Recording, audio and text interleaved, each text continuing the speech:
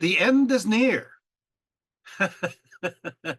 Yeah, you've heard that declaration all too often and from multiple sources, whether it is from some very passionate television evangelist or some unwashed lunatic holding up a sign saying, well, the end is near, in the middle of the street.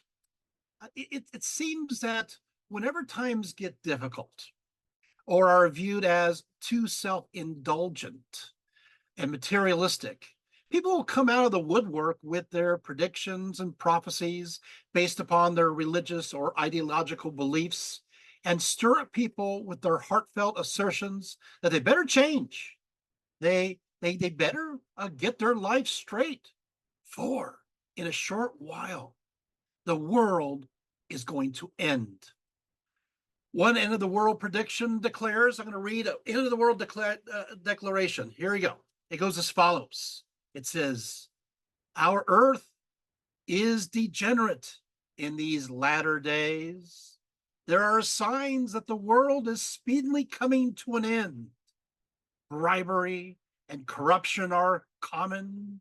Children no longer obey their parents. Every man wants to write a book, and the end of the world is evidently approaching. Unquote. Who wrote that?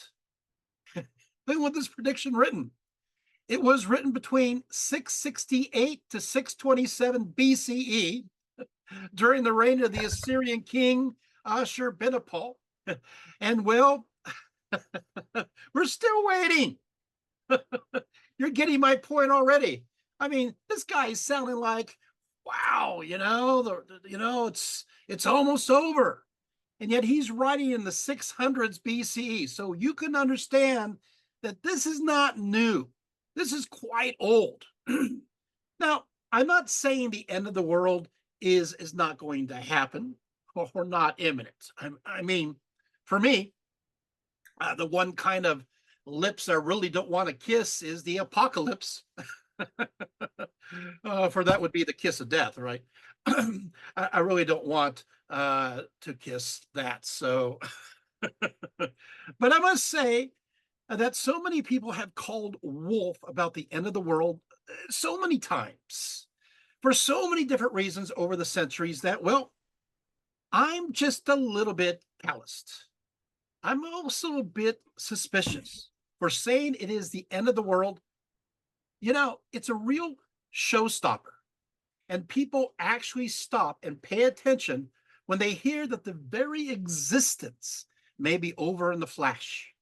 You see, looking toward the end of the world would theoretically eliminate the one thing all of humanity has in common.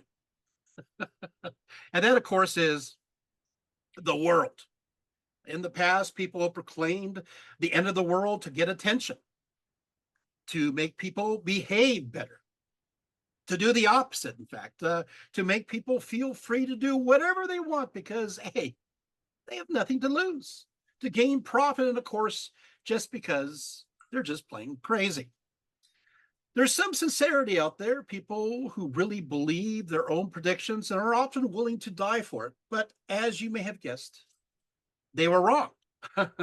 Last I checked, we are still here. So, there you have it. So now we're moving on to this area that let's go into some definitions. Now, the study of the end of the world is called eschatology. It comes from the word eschaton, which means last in Greek, or the study of last things. While the study of the end of the world that is imminent is known as apocalypticism. Of course, even within the scientific community, there are conversations for how this world will end too. Let's just put up on the screen something here. Focus here. But I figure I'd give it a little context here. So within the scientific community, there are conversations. Here's a few. First of all, number one, you have what's called the Big Rip. Basically, as the universe expands, theoretically from the Big Bang, everything will eventually be, well, ripped apart. galaxies, and then stars and planets, and finally atoms and subatomic particles. In fact, it may even get to the point where space time itself will cease to exist. Number two, you have what's called the Big Crunch. This is the expansion of the universe that we just talked about, then suddenly reaches a point of satiety and reverses itself and collapses, returning back to the origins of the Big Bang. So it's like a rubber band that's snapping. Speaking of which, you have the Big Bounce.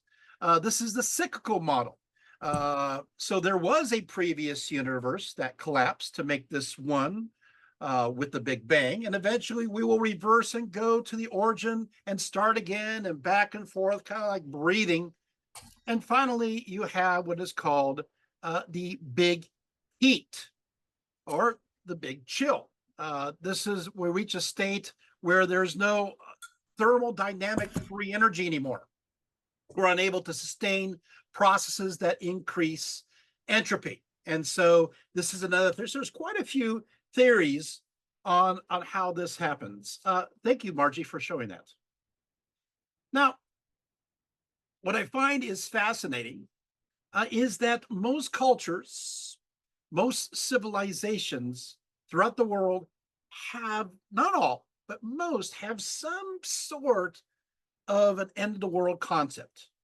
Or they have this idea that the universe goes in cycles, that there is going to be an end, a destruction, and then there's going to be a rebirth.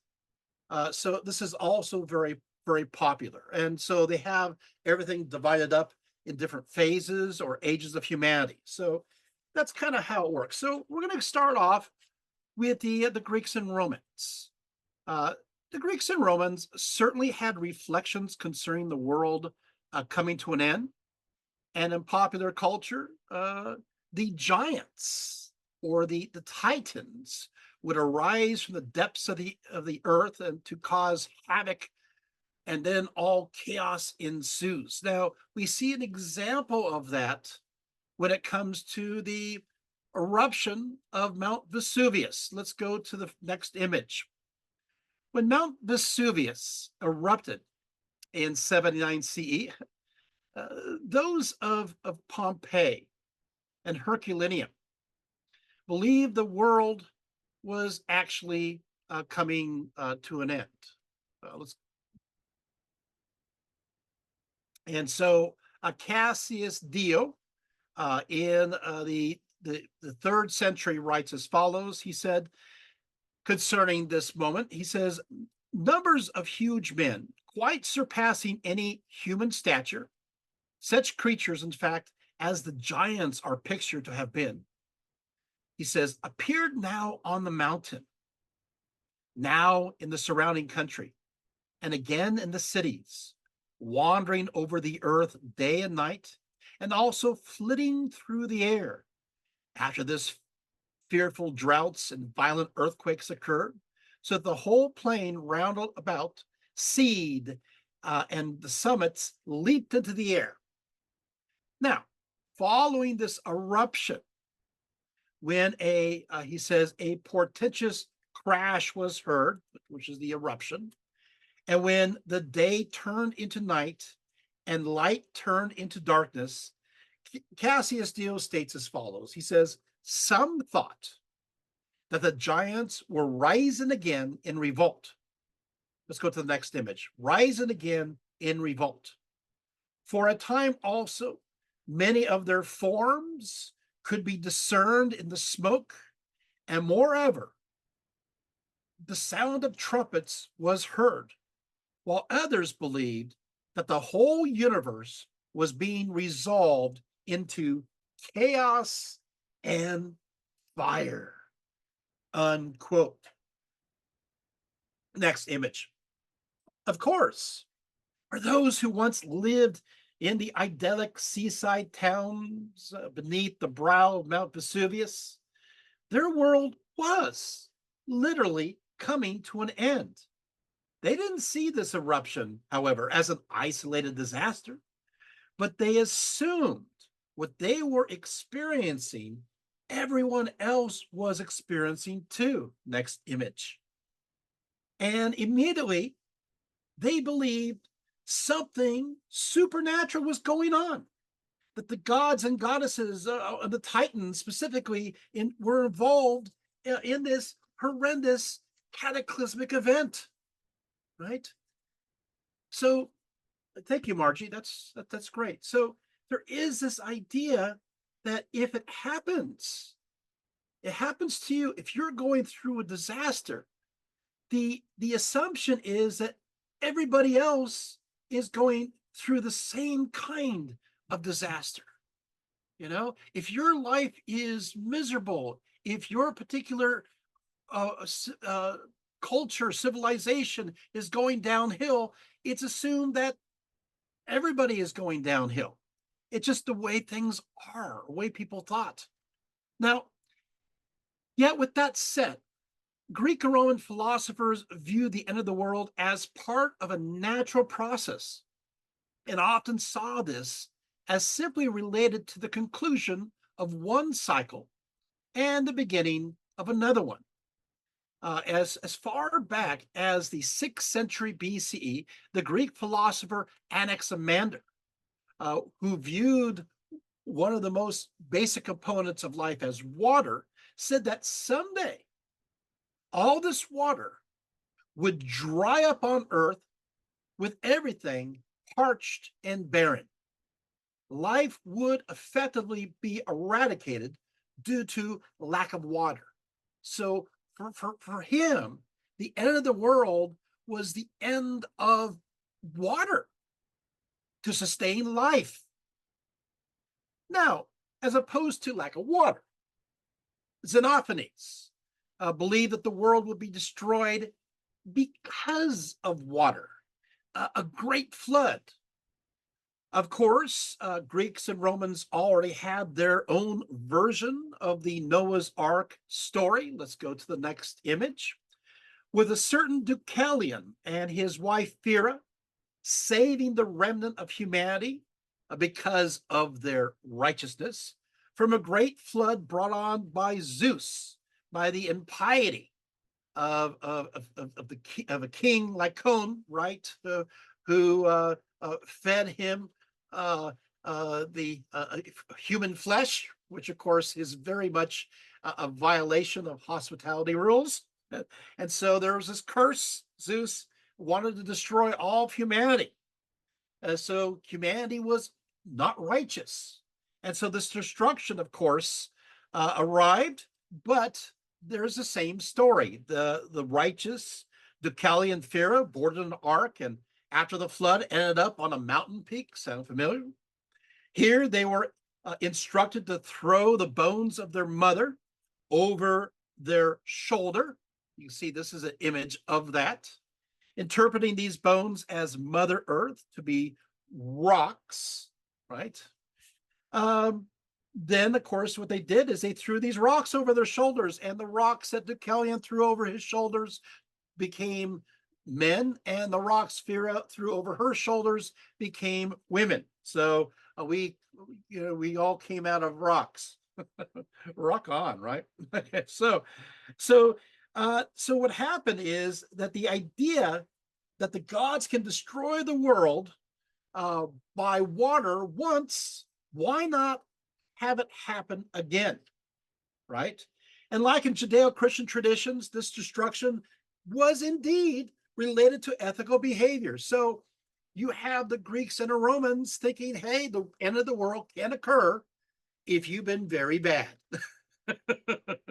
So still, with Xenophanes, he also noted that the physical evidence of such a flood was apparent in his general area. He found seashells far ashore and believed that this came from the previous flood. And so what happened once could happen again. Thank you for that image. Well, then we go on to Plato. Plato understood that the end of the world events were part and parcel for how just nature operated.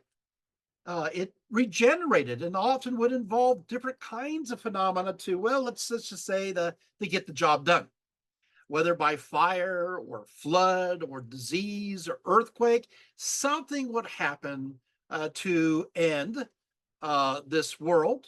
However, there would be another world after that. In his laws, Plato examined these repeated terrestrial catastrophes and how these ideas help shape us. Let's go to the next image. And of course, we have in his Timaeus and Critias, he says, well, you know, a society was completely destroyed before. An example of this, of course, is Atlantis, right? He said, well, Atlantis was destroyed. It's destroyed by a combination of things, but largely because of water. But there's a little fire and other things involved. Earthquakes. It's kind of the combo plate, kind of all thrown in together. And so, if that civilization could end, so could ours. We're not forever. And of course, he was right. The It wasn't the Greeks, the classical Greek age, even the Hellenistic Greek age wasn't forever, was it? No, it had an expiration code. Yes. Let's move. Okay, thank you for showing that. Right. Let's move on. Epicurus understood that everything eventually breaks down, uh, dissipates, and then scatters into the void. Yet conversely, everything then collects together again for a new world. Now, the Epicurean, by the name of Lucretius, believes that such beliefs in the end of the world actually helps alleviate our fear of death. That it's a good thing for us to believe that the world will end. It makes us feel better because we're going to end, but hey, you know what? So will the world. That it should be a source of comfort. Now, of course, if you believe everything around you must eventually be destroyed, it certainly can make your own view towards possible non-existence not as tragic. For while we may all have our day in the sun, we may also have our day in the shade, you know, or at least amongst the shades, right? But with that said, many psychologists have observed what is often described as the nostalgia syndrome. Even noted historian Tosh talks about this, which basically this nostalgia syndrome is understood as connected to those who, as they age, as we get older, we start to reflect upon the good old days. You see, as one gets older and the idea that one may no longer be here on this planet gets stronger, a common coping mechanism is to see the current era as dismal as possible, so that when they arrive at that time to pass on, they will feel they will not miss anything. In fact, there is a focus on how much the world has fallen into disorder with moral depravity everywhere. There is this obsession with how corrupt the youth are today. This, of course, reflects a jealousy that they are no longer young. The inevitable conversation will conclude that the world is so obviously coming to an end, to hell in a handbasket, and it will happen soon, very soon. Now, with those of Christian beliefs, the Antichrist will soon appear, or the rapture will happen any day now, and then there will be the apocalypse. Yet humans have not changed much, as many elderly people from many different cultures and over many diverse belief systems over the ages also become cynical about the chances of the world's survival. It's just the reality of it. So watch for it.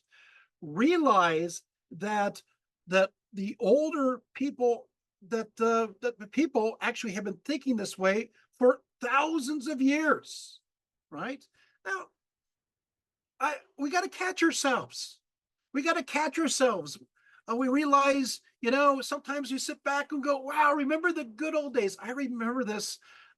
We all have, but for example, our parents, they talk about the good old days. When my parents were talking about the good old days, oh, we had the great old days. Good old days, the 1950s were so wonderful. Oh, it's so wonderful. It's like, oh, you mean the Korean War? And oh, but the 60s, you mean the Vietnam War? You mean, and all that, it's like, oh, and all of a sudden you realize they're looking at the world through rose-colored glasses. This happens all the time. And of course, as this happens with every generation, and their parents in turn said about how wonderful it was back in the Depression. we had good values, at least at that time, and going back and back. But conversely, when it comes to the end of the world, you also notice that many of those who look back in the past with nostalgia will look forward and see that they want to see that everything is black. There's no hope because they're dealing with coping with the end themselves. And there's a sense of comfort that they're not going to miss any good stuff, and that everything is going to fall apart as soon as they have left this mortal coil. Does that make sense? So you're going to see this end of the world press by many of those who happen to be older and look back on this. Interesting, huh? Just a fun little foray into that. Now, so anyway, so the problem is that we're still here. I'm not sure if that's exactly a problem, but we are. The Earth is still around. We're still spinning. We're still orbiting the sun. So let us not, I don't know, become like a modern day Solomon and exclaiming all is vanity. Come on, let's be a little bit more optimistic and hopefully change our reality a little bit. Okay, sorry, get off my podium. I'm back here. So the Stoics also adhere to a creation and destructive cycles. But in their case, it would be fire that consumes everything. Well, more poetically, we would be experiencing the return of the universe back into its basic form, the divine, all-consuming fire. And so there you have that. Does that make sense? So now, there's a fragment from a unknown Greek tragedy that declares as follows. It says, after I am dead, let earth be mixed with fire. I do not care for myself, for all is well with my affairs. Okay. But we do have this, we start having this idea also of that we go through cycles. The Greeks and the Romans have that notion, and it is cycles of creation and destruction. So it is a mini end of the world and then a new start. Hesiod, in his Works and Days, let's go to the next image. There it is. Yeah. Outlined human history. He wrote around 700 BCE. He talked about the golden age. That was the first age. This is the age of dike, as you say in Greek, which means justice. So souls during this period of time lived on as the guardians of humanity. They lived to a nice, ripe age, and then they just kind of became divine. And that was the end of that particular world. The next world, of course, is the world of silver, the Silver Age. This is the era of hubris. What happens now is that mortals did not give the gods their due, as opposed to saying, hey, the gods did this for us. We say, no, we did it for ourselves. And so pride cometh before the, fall. When people died, of course, they became blessed spirits as opposed to guardians of humanity. And now we're kind of descending down into the Bronze Age. The Bronze Age is the age of ate, or delusion. So basically, the hubris will make us crazy. And it's an era of war. Men were made out of the ash trees. And now the souls, as opposed to being the guardians of humanity in the age of gold or the blessed spirits in the age of silver, now are enter into the dark house of Hades during the Bronze Age. Now, what follows is a destruction of the world, a big one. And this is a destruction by a flood, right? And this is the story of Deucalion. Remember the Noah's Ark story I told you? Yeah. And with this commences the age of heroes, the age of Odysseus and Achilles and Perseus and Jason, right? And so what happens is that these individuals show themselves as examples of the best humanity can be. It's models. We need to model ourselves after them. And what will happen is that these models will be especially within the Iliad and the Odyssey. So this became recommended reading for everybody. And then later on, the Romans will add the Aeneid with Aeneas, right? So these are heroes, and we need to be like the heroes for us in the Iron Age. You see, the Iron Age, of course, this is the age of Nemesis. It's the age of judgment. We are being judged during this period of time. What does this have to do with the end of the world? Pretty much everything, because what will happen is that if we don't follow the models well, right? If we don't follow the what we've learned from the Iliad and the Odyssey, from the heroes, if we don't, we will be destroyed. Humanity will be destroyed, just like that great flood happened. And the Romans had different ideas. The Greeks and Romans had different ideas. Sometimes it is by flood. Sometimes it is by fire. Sometimes it is by earthquakes. People were kind of paranoid. I read in various ancient works, primary sources, that whenever earthquake would happen, they're going, "Oh no, the world is coming to an end. Maybe our local city, we haven't been moral enough, we haven't been ethical enough, and we're being punished, and now everything's going to end." And they're all begging and pleading and so forth.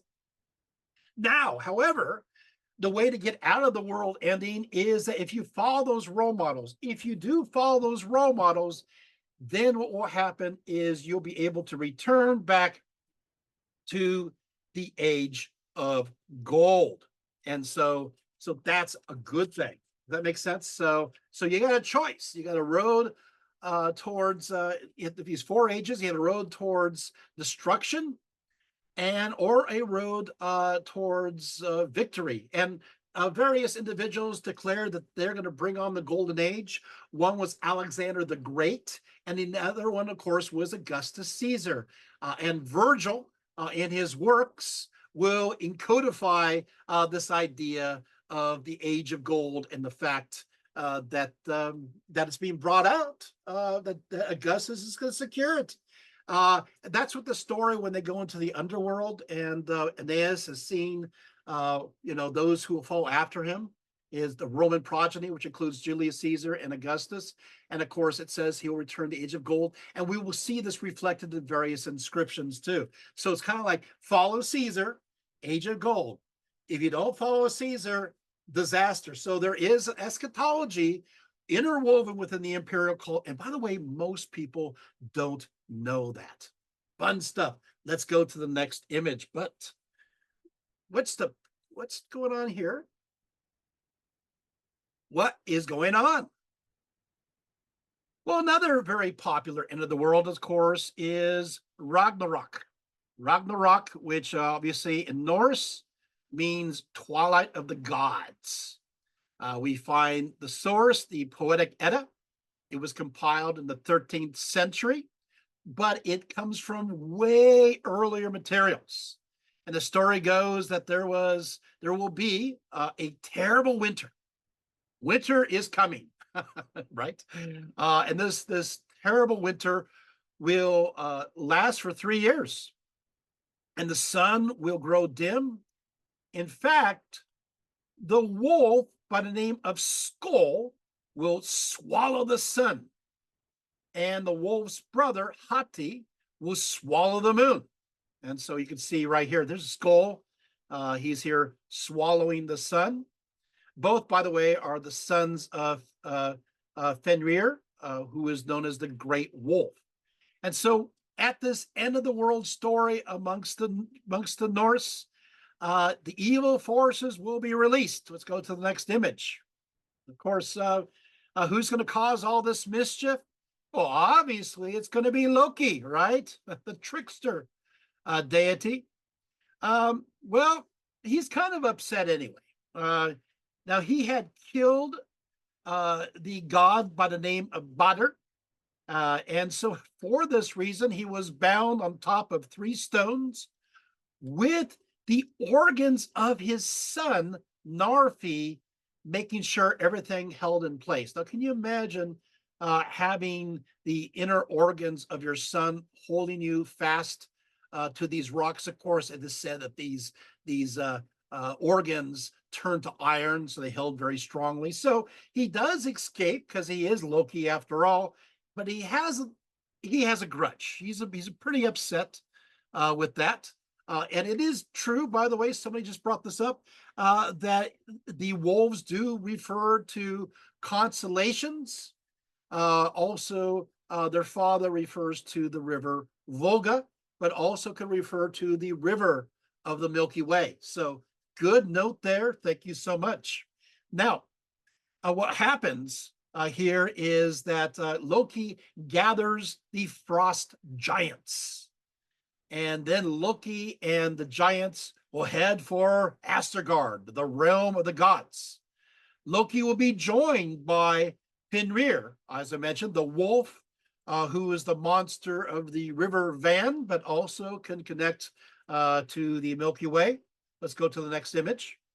Also, you have Jormungand, right? Jormungand is the serpent of Midgard. Midgard means the middle enclosure of the earth, connected to that world tree. So this is the world serpent. So he brings the world serpent who dwells in the world sea that encircles the entire earth. Now, oftentimes, this serpent of Midgard is shown biting its own tail, kind of a Ouroboros, like what we see within even Greek mythology, Roman mythology. We see this in the Orphic Mysteries, right? So the snake. So what happens is the moment when this great serpent releases its tail, it's ready to go, and Ragnarok is about to happen. Sometimes this great serpent is called the child of Loki. So yeah. So we get to the next image. So with that, you have the great battle, Ragnarok. You have Heimdall will sound the horn for battle. Odin is killed. He's swallowed by the wolf Fenrir. Thor is killed after killing the world serpent, but the world serpent poisons him. Loki is killed. The frost giants are killed. Fenrir is killed by Odin's sons, Vidar, who basically kicks his foot into the wolf's lower jaw. So it's not a very pleasant situation. Everything seems to be destroyed. The earth will be set on fire. The sun and moon will be destroyed. The sky will fall. Now, it's interesting because the idea of the sky falling connected to the end of the world is not just the Norse, but Germanic peoples, Celtic peoples seem to be afraid of the sky falling. There's a popular way of depicting that. It's kind of a tongue-in-cheek. Dinsky and Godinsky, you ever heard of Asterix comics? They're always worried about the sky falling all the time, but there is that fear that death will come from the sky. Well, what will happen now? The sky will fall. The world will then sink into the sea. Next image. Everything will be destroyed except for, hey, look at that. The world tree. The world tree, known as the Yggdrasil, will survive. And so as a result of that, there will be this. So that means that new lands will then rise from the ocean. Green earth will emerge again. And there will even be a new humans after all the others have been obliterated. You're going to have Leaf and Lifrasir. Lif means life, and Lifrasir means, well, lover of life. So, so what will happen is they will be sheltered beneath the branches of this tree. They will be consume the morning dew for sustenance, and as a result, they will start a new world. By the way, the god Balder, who thought was killed, he will suddenly come back to life and rebuild Asgard, and so on and so forth. But yeah, and so those are the stories that we have from, and somebody mentioned that the world serpent. Yeah, yeah, yes, there is a connection to the Leviathan that is mentioned also in the Hebrew Bible. So very good. Thank you so much. Good. So we got a little bit of Norse action here. Where do we go from here? Well, we go from here on to Zoroastrianism, right? Zoroastrianism, of course, very important. Now, this is also one of the big influences of ancient Judaism, but Zoroastrianism. Zoroastrianism, if you're Zoroastrian, sometimes they'll date it back to 1500 BCE. A lot of scholars will believe that Zoroastrianism will form between 700 to 500 BCE. It is still a living religion today,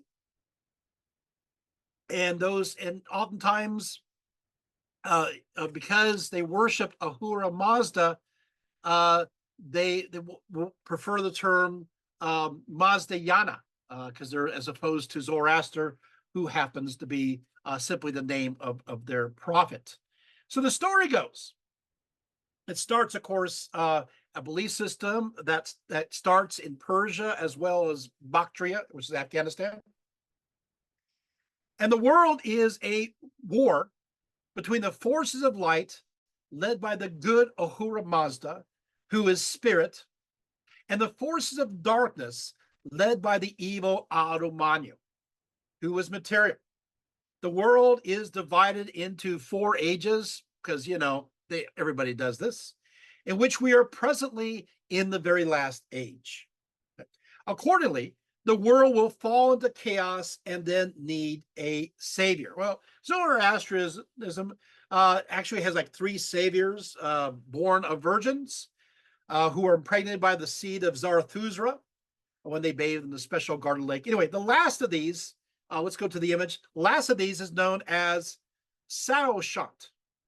Saoshant, who will appear. Now, Saoshant, he will be understood as the chosen one.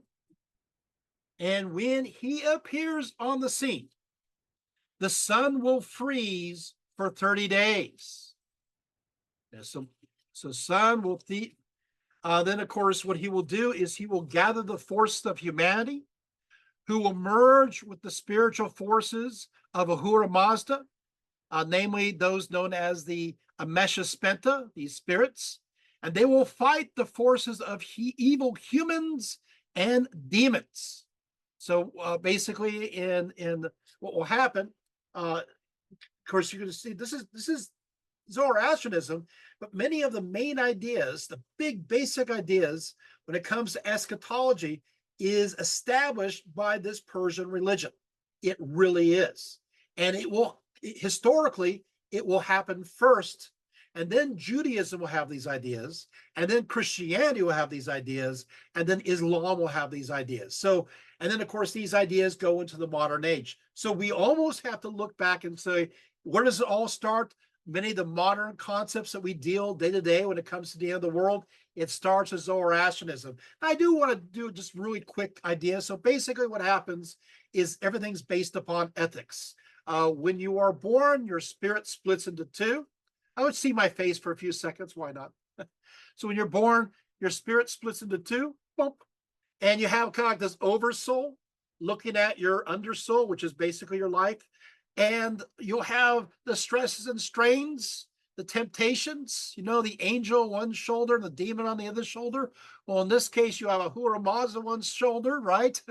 and you have Automanu or Automan on the other shoulder, telling you to do right or wrong. And so what will happen is as you live that life, when you die, your oversoul will then join with your soul and will tattletale and say if you did things that are more good or more bad. Now, if you did things, what happens is then you cross what's called the Chinvat Bridge. And as you cross the Chinvat Bridge, if you did mostly good, then that bridge is strong, it's mighty, it crosses right over to the other side, and you go to a wonderful paradise realm known as the House of Song, which basically is like Elysium. It's very idyllic, it's wonderful. But if you have been bad, that bridge twists and turns and you fall and you go into the house of pain. Where's weeping and gnashing of teeth, and they're pouring molten lead down your throat, and yet you just keep on living. And as I said before, another talk, the food is terrible. Again, who wrote the Avestas? Their secret book was it the chef? The food's terrible. It's like never mind, you get your mouth full of molten lead. But what will happen then is after later on, Sarosat, the Savior, will rise up. And this is the end times. Sound familiar? And what will happen is those who are righteous will come to life, resurrect again. Yes, you have resurrection. This is Zoroastrianism, not Judaism, Christianity, or Islam. You'll have the resurrection of those souls from the House of Song, and they will join the forces of light. But you also have the resurrection of those who are in a house of pain, of shame, and they will rise up and they will be on the side of, well, the bad side, the side of darkness. And so there'll be this great, huge battle between the forces of light and the forces of darkness. There'll be all these signs and everything else. By the way, Sarosat, he is the one who's able to perform miracles, resurrect, healing the blind, the deaf, and everything else. Very much a savior-like figure, the chosen one. And this, of course, these ideas are, 600 to 700 years before Christianity. 600 to 700 years before Christianity. So you have this typology. Now, before some people go into a panic, I just want to mention the fact that the high priests of Zoroastrianism then and today are known as magi. And everybody in the first century world knew this. This is common knowledge because Zoroastrianism was very common, even in Palestine at that time. And no wonder you had the magi visiting Jesus, who basically are giving, so they're from the East. So the idea is they see him as Sarosat. So it's somebody's idea of cobbling up the ideas that, hey, practitioner of Zoroastrianism, see, this is the same savior that you've been looking forward to. So there you have it. They'll go over other people's heads later on, but in the context of that time, it's just simply common sense. So interestingly enough, what will happen is that you'll have this great battle. Then what will happen, let's go to the next image, is after the battle is won, and of course it's won by the good guys, right?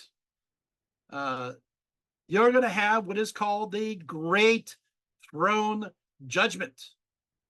And so, so part of this judgment includes either walking or being thrown into a stream of molten metal, with the wicked feeling pain as they are annihilated, and with the righteous feeling the flames simply like warm milk. Now, later on, Zoroastrianism will revise that the wicked survive the ordeal to suffer eternal damnation. I think that is an influence that comes from Christianity. But you can see that Zoroastrianism, first of all, foretells of a moral decline in humanity. Second, that various saviors that will attempt to bring humanity back to the God of light. Third, this last savior was to rise up at the time of the end of the world and will lead to a final conflict against the forces of darkness. And of course, you'll have a great judgment that will occur at the very end. And, also you'll have punishment will be involved for the wicked. All 5 of these components become very articulated in Judaism during the time of the Babylonian captivity, which is basically 598 to 587. Sorry, and also to all the way to 538 BCE. So during this period of time, you're going to have these mixtures, and will continue during the time of the Persian Empire. And so, in fact, Zoroastrianism will become the main principal religion of the Persian Empire, under which, of course, what will happen is that obviously Cyrus and then will let the Jews out of the captivity. They'll return to Jerusalem. But remember, that is going to be a satrap. That is a province of the Persians, and the major religion of the Persian, the official religion, is Zoroastrianism. So Judaism will take on these ideas. Judaism will also take this idea of the chosen one and put it together with their idea of the anointed one, which is Messiah. And of course, in Greek, the word Messiah is Christ. And so all of these ideas then mix together in the book of Daniel. So the book of Daniel will then bring all these notions about. Makes sense? So that means one more thing. You also get the concept of a devil. Agromanyu is very much like a devil. So from Zoroastrianism, you get quite a bit. All right. Okay. So let's go to the next image. So let's go to the book of Daniel. Without a doubt, in Judaism, the end of the world is most developed in the book of Daniel, within what would be eventually considered as the Hebrew Bible. As King Nebuchadnezzar of Babylon slept, he is said to have seen a great statue, right? In a dream, with a head of fine gold, a chest and arms of silver, a belly and thighs of bronze, legs of iron, and feet partly of iron and partly of clay. But when, as King Nebuchadnezzar watched, suddenly a stone was cut out of a mountain without hands and struck the image on its feet, breaking the statue in pieces. Then, quote, the iron, the clay, the bronze, and the silver, and the gold were crushed together and became like chaff from the summer threshing floors. The wind carried them away so that no trace of them was found. And the stone that struck the image became a great mountain and filled the whole earth. That's Daniel 2:35. King Nebuchadnezzar also dreamed of 4 beasts coming out of the sea. The first one was a lion, and it had eagle's wings. The second was like a bear. The third was like a leopard, which had 4 heads and 4 sets of wings. And the fourth was dreadful and terrible, exceedingly strong, with huge iron teeth, and it devoured everything. It made war with God's people and broke them to pieces. Now, we gotta know this information, because this information is going to roll on over into the book of Revelation. So these are where these ideas are starting out, although nothing has there's always more here, right? So the prophet Daniel tells King Nebuchadnezzar that the 4 parts of the statue and the 4 beasts represent 4 kingdoms. The first kingdom is King Nebuchadnezzar's own kingdom of Babylon, for Daniel was told the God of heaven has given Nebuchadnezzar a kingdom, power, strength, and glory, and it is the beast who resembles a lion. The second kingdom is the Medo-Persian, where Daniel next states that after Babylon shall rise another kingdom inferior to yours, and it is the beast resembling the bear. After the second kingdom, the book of Daniel states that a third kingdom of bronze, which shall rule over all the earth. Now, most scholars agree that this is the Hellenistic Empire of Alexander the Great, who defeated the Persian Empire and conquered all of its territories, and it is the beast resembling a leopard. As for the fourth kingdom, Daniel states, and the fourth kingdom shall be as strong as iron, inasmuch as iron breaks in pieces and shatters everything. And like iron that crushes, that kingdom will break in pieces and crush all the others. Again, many scholars will identify this fourth kingdom as Rome, who conquers the Hellenistic kingdoms and were established after Alexander the Great. Most importantly, the Seleucids and the Ptolemies, and is the best that is that is dreadful beyond the description. But this is still what this does is kind of gives away a little bit of the context of this of when this was written. So many people will say, well, this is written during the Babylonian captivities. Others say, well, there's evidence here that this is not prophecy, that this is they're living during the time of the Persians and into the Greek period of time. So there's lots of, but we won't go into that scholarship right now. But there you have it. Let's see my face for a split second here. Now, concerning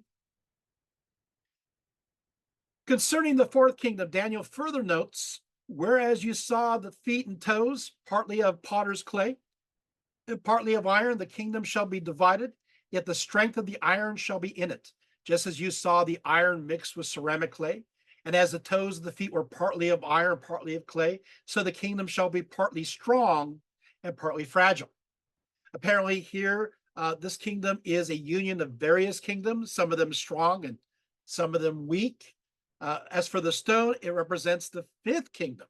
So we're entering into the fifth age.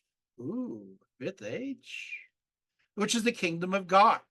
This kingdom will arise at the end of the world history, and at one powerful stroke, smash all worldly power and bring earth under God's sovereign control. And it continues, it says, and in the days of these kings, the God of heaven will set up a kingdom which shall never be destroyed, and that kingdom shall not be left to other people. It shall break in pieces and consume all these kingdoms, and it shall stand forever. Now, wow, okay, so so we're in this scenario, you got 4 ages with of course, a fifth one to come. Of course, from this perspective, maybe there'll be 3 more to come, right? But what will happen is you have this idea of 4 ages and then a transformation. Didn't we come across this 4 ages before? That's right. We did, right? We came up with the 4 ages of Hesiod, right? As noted earlier, remember the Hesiod with the age of gold, silver, bronze, iron? There's 4 ages. But guess what? We're going to have this great golden age to come, and that will be the 5th age, which is very much like, if you hadn't noticed, this prophecy with Nebuchadnezzar. In both those images, it's that 5th kingdom that's a blessed kingdom. Huh, that's interesting. It's funny that in Hinduism, you also have 4 ages. You have these are called yugas, right? You have Satya, Treta, and you have Dupara, and then the age of Kali, which we're in. And this is this age of destruction. We're kind of on our way down. But guess what? When that happens, there'll be a brand new age, that 5th age. Well, that's interesting because, hey, guess what? The Mayans have 4 ages also of creation. You got the earth monsters, right? Which are too violent. The next stage was the age of wind and fire. The next stage is of water. And then you have the age of maize, which are doe-like humans, and this will be consumed, and there'll be the net. Oh, wait a second. Didn't the Navajo, they had 4 ages. That's right. You had the black world with the sprinkled beans. You got the blue world, the yellow world, the white world. Hey, did you know the suit? Are you seeing something? I can go on forever. So we have found a commonality amongst much of cultures that have nothing in common except that they have 4 ages of humanity. Oh, by the way, in Buddhism, you got the 4 Buddhas, and then the 5th Buddha is yet to come. Yes, even in Buddhism, you're going to have that 4-age idea within the context of the eon. Isn't that interesting? I could go more too. There's more cultures, but we'll run out of time. But I want to tell you that it gets to a point where too many things in common. Okay, so where do we go from here?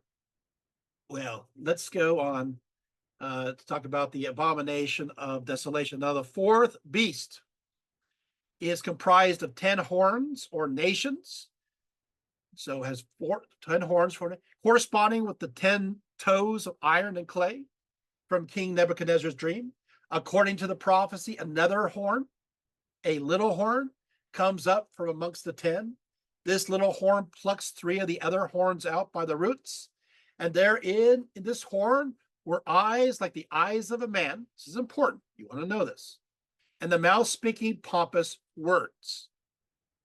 In Daniel, this figure is connected with one who is known as the abomination of desolation, who will defile the Jewish kingdom later on, or at the same time, right?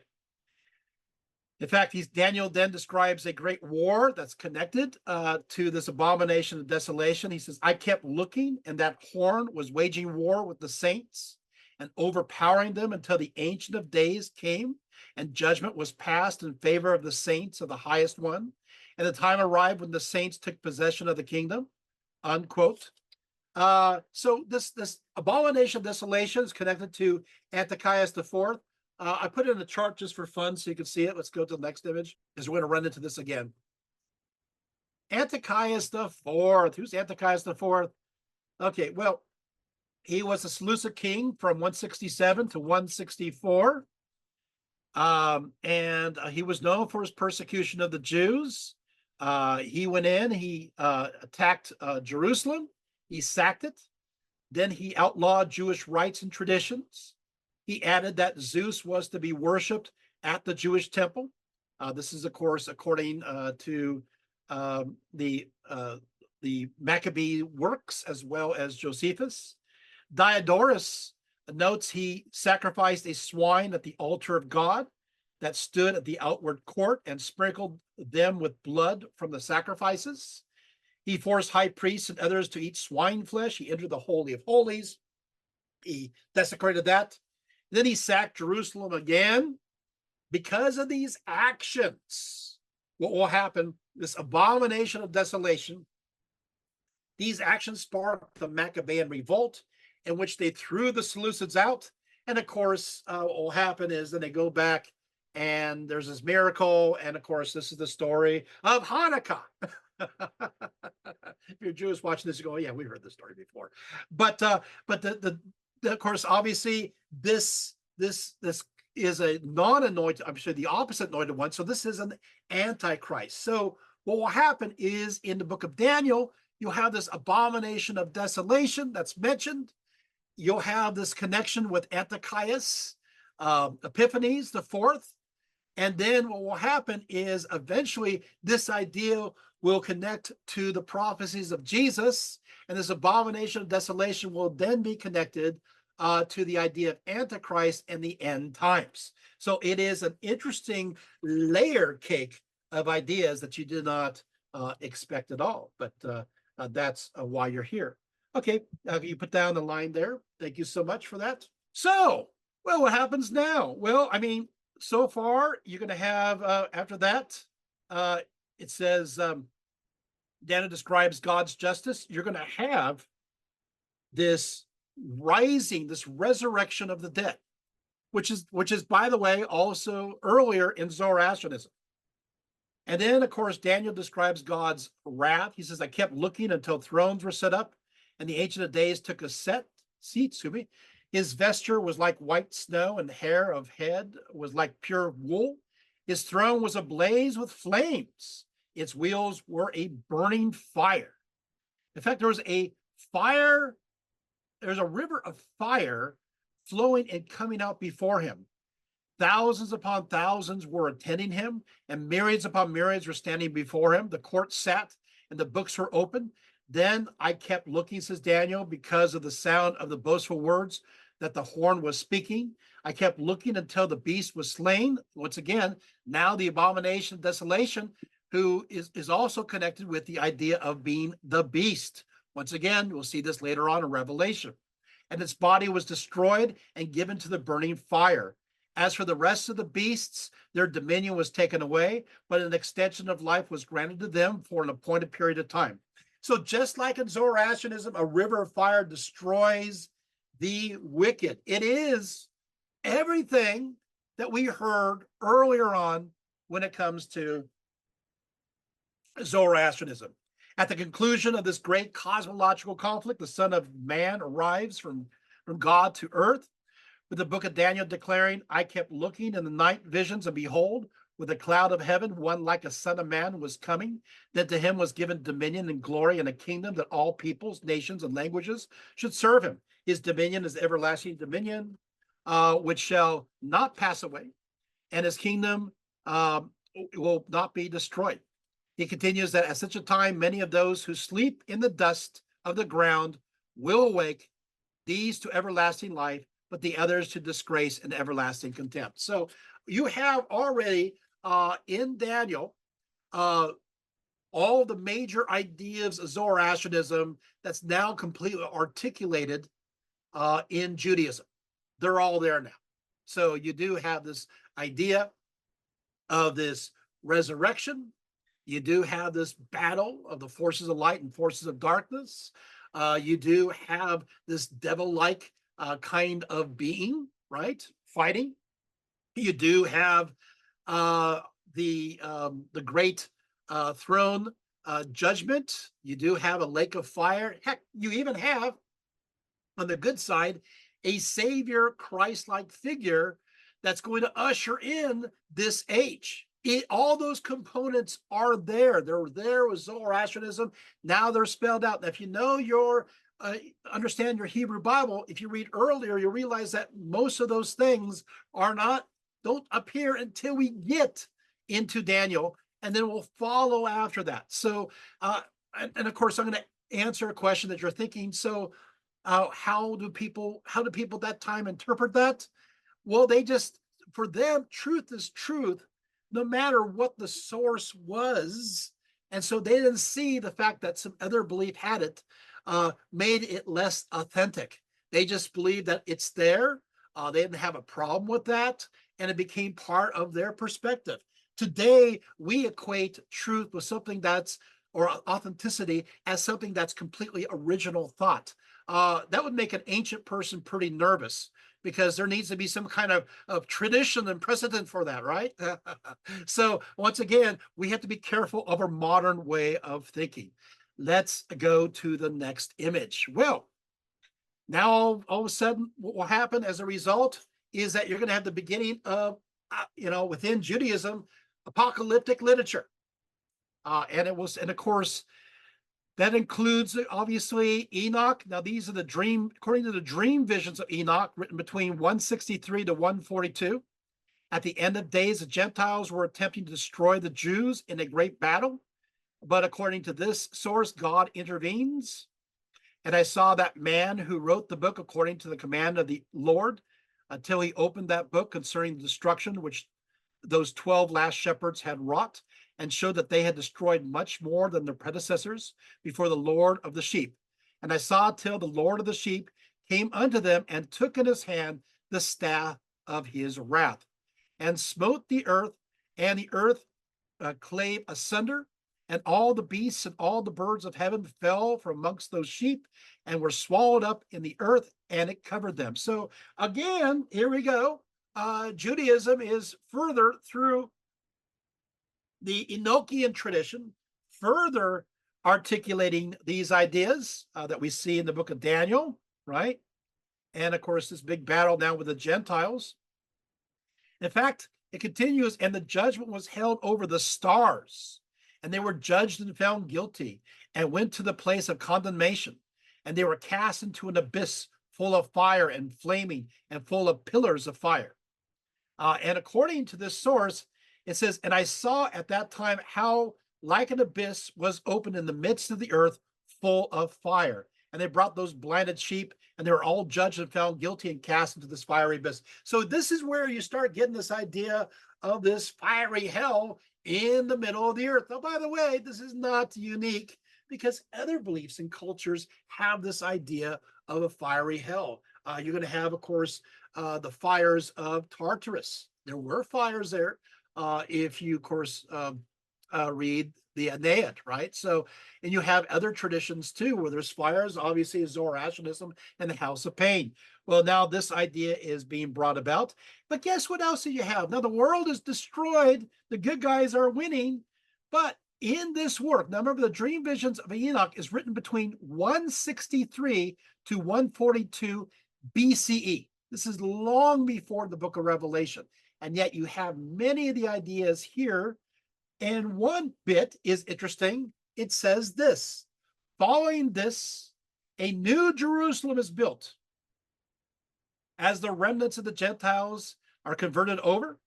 It says, and I saw that a white bull was born, and it goes on, and it talks about this new Jerusalem. So the new Jerusalem arrives in the end. Well, guess what? We had that we have that in the book of Revelation. It's the same kind of ending. Let's go to the next image. And then you have the Qumranic community. I love this picture. You know why I love this picture? Because I took it. Yeah, that's my photography. Isn't that great? So there we go. So we can observe that the concept of the end amongst the Qumran community was not a simple sentiment.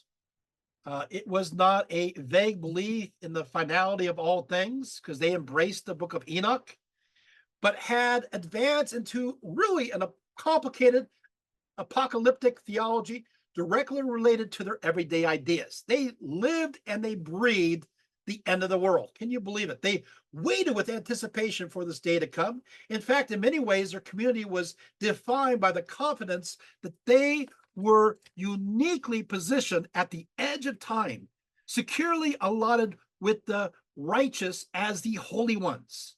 Now, the Dead Sea Scrolls included a lot of apocalyptic literature that was also circulated within other Jews as well as Christian communities, including much of the end time materials ascribed to a certain Enoch. Now, a good scholar and somebody I enjoyed corresponding with, and who wrote an article for me by the name of James Charlesworth of Princeton University. He actually wrote this for me, and I published it. Writes as follows. He says, clearly the Qumran community was an apocalyptic community because it originated within and was continually being shaped fundamentally by diverse apocalyptic traditions. Apocalypticism and apocalyptic theology cannot be reduced to one literary genre or one continuously flowing tradition. Biblical prophecy, biblical wisdom, as well as influences from cultures contiguous with Palestine, especially Persia, Egypt, and Greece, swirled together to create something new and unprecedented: Jewish apocalyptic theology. Qumran theology is one aspect of this complex world, but it certainly never became a system. One of the documents known only from Qumran refers to his Messiah, who shall be obeyed by heavens and the earth. He, or the Lord Adonai, shall rise the dead to life. And so there you have that. Pretty amazing stuff. Thank you for showing that. Yeah. By the way, it's just a little brief thing. I actually, this is my magazine that I published way back when, in 2006. Yeah. And this is where I published his work. That's me at the time. Yay. And his work is in here as well. There you go. So anyway, fun stuff. Oh, I do want to mention some little fun little bit here too.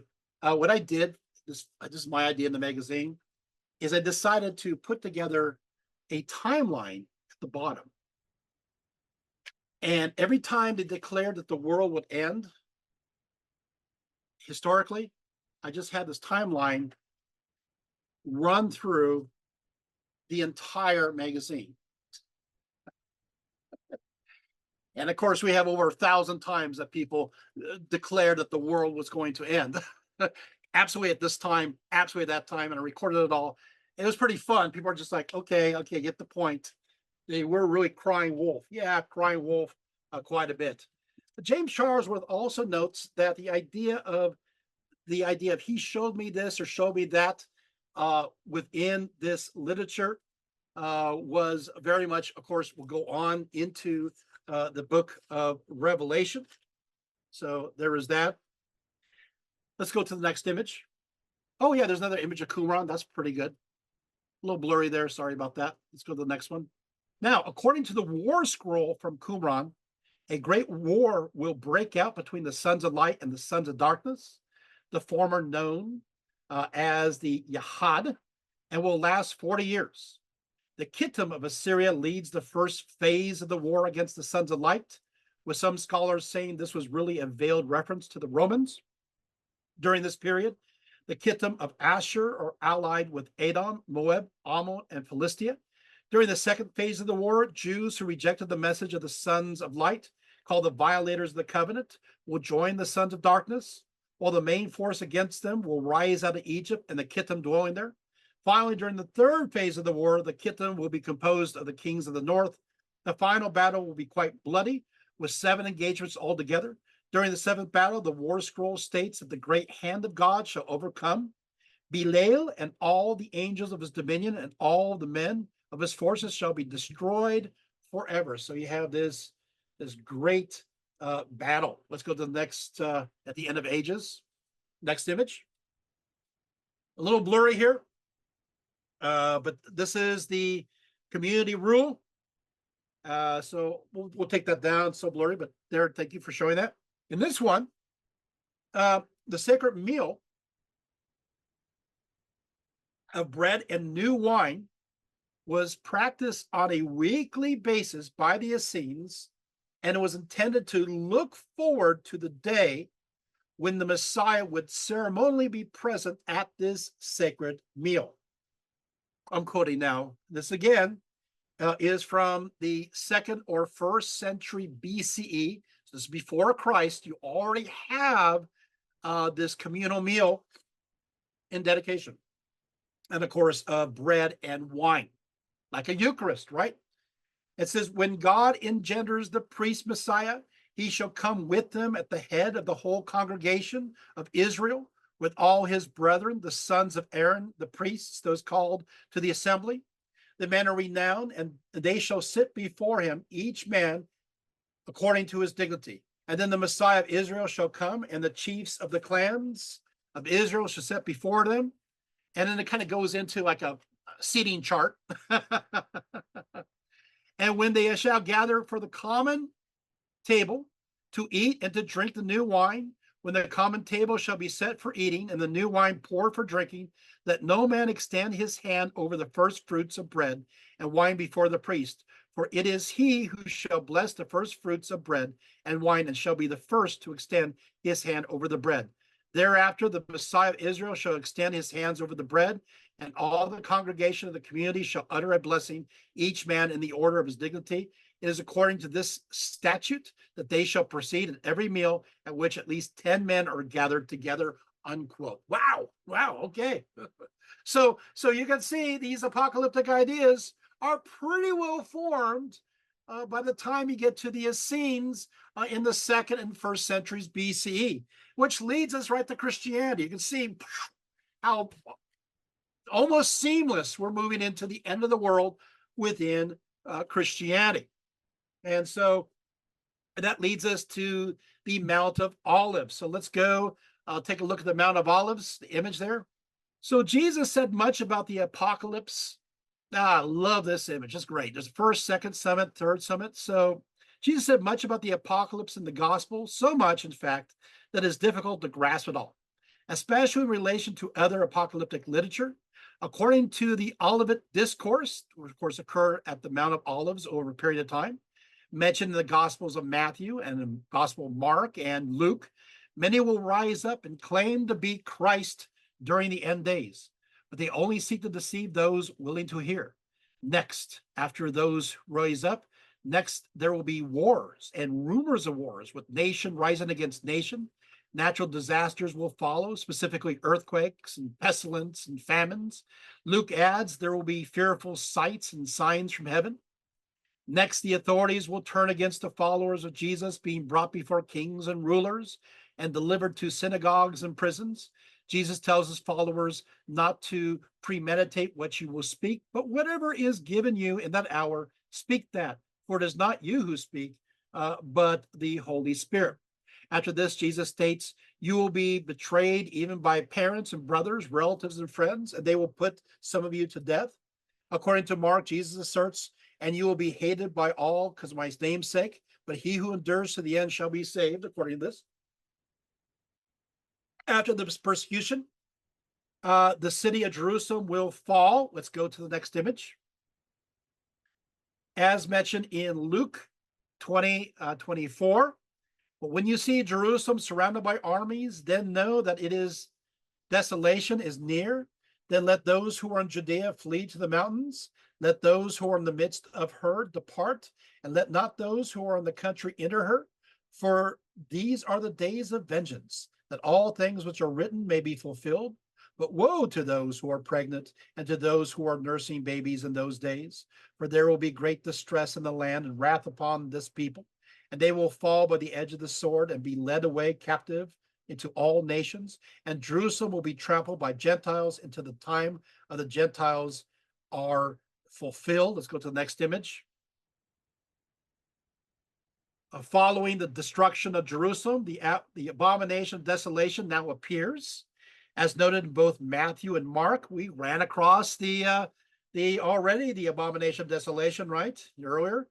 Therefore, when you see the abomination of desolation spoken of by Daniel the prophet, standing in the holy place, whoever reads, let him understand. Then let those who are in Judea flee to the mountains. Let him who is on the housetop not go down to take anything out of his house. And let him who is in the field not go back to get his clothes. But woe to those who are pregnant, to those who are nursing babies in those days. Now, of course, we've already came across this abomination of desolation mentioned throughout the book of Daniel. At one point, it states, although I heard, I did not understand, that I said, my Lord, what shall be the end of these things? And he said, go your way, Daniel, for those words are closed up. And of course, he mentions the abomination of desolation is set up. There shall be 1,290 days. Apostle Paul later mentions the abomination of desolation too, in Thessalonians 2:3.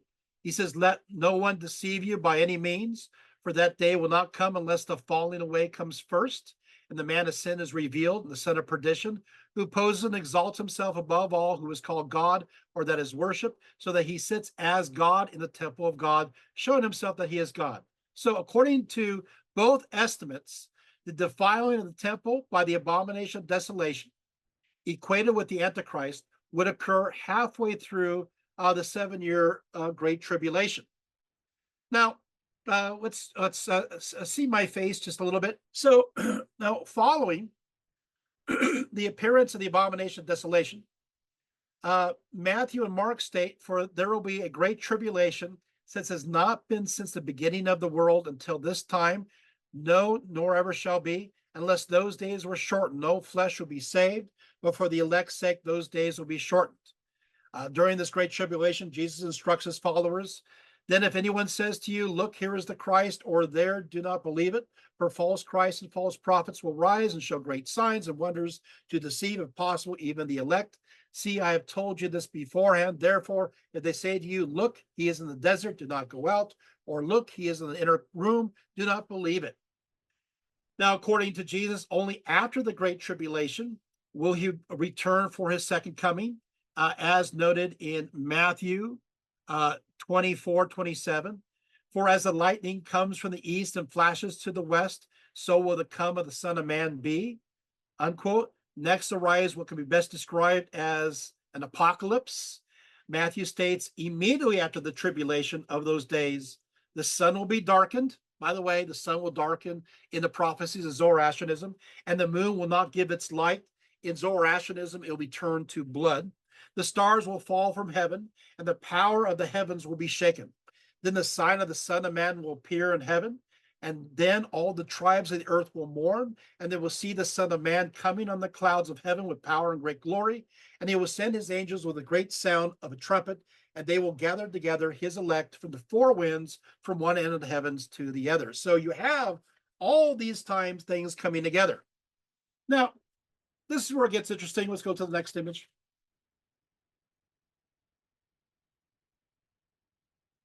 I chose this one image because I thought it's not a great image, but at least, he looks more like Jesus from Palestine than some of the other representations. So concerning the time for the end of the world, Jesus said at one point, this generation shall not pass away until all will be fulfilled.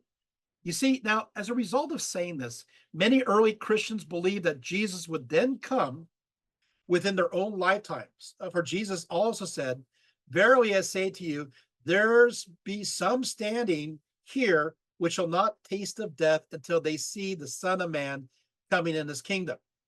Matthew 8:16-28. Of course, a generation is 40 years. It would place the second coming roughly between 30 to 70 CE.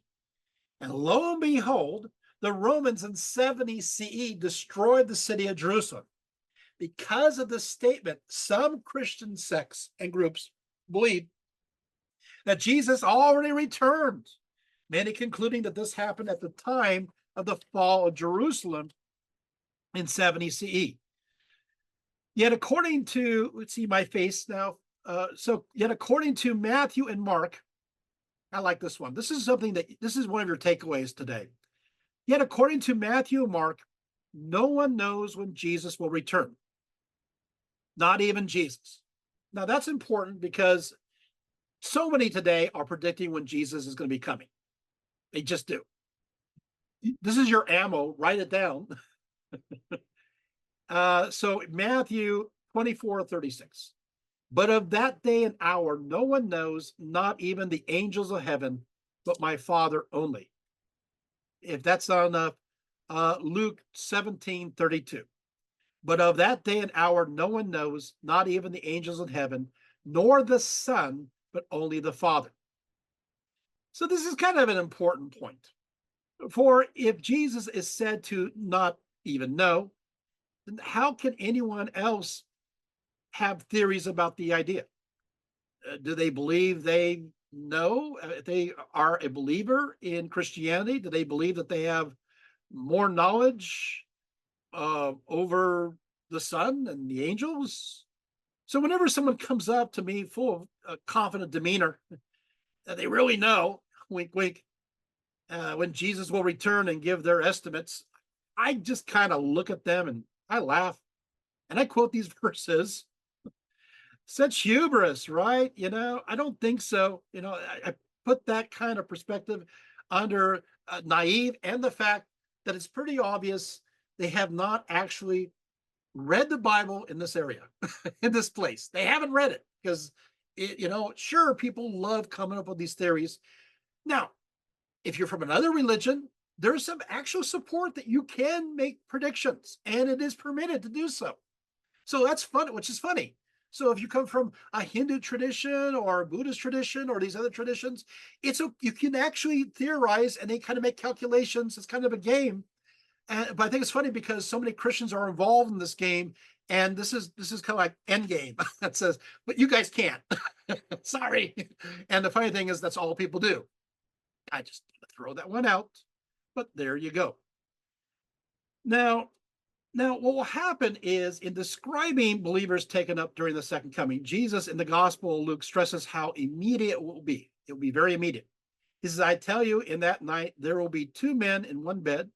The one will be taken and the other will be left. Two women will be grinding together. The one will be taken, the other left. Two men will be in the field. The one will be taken and the other left. And so Luke adds, but take heed of yourselves, lest your hearts be weighed down and carousing, drunkenness, and cares of this life, and that they will come on you unexpectedly, for it will come as a snare on all those who dwell on the face of the whole earth.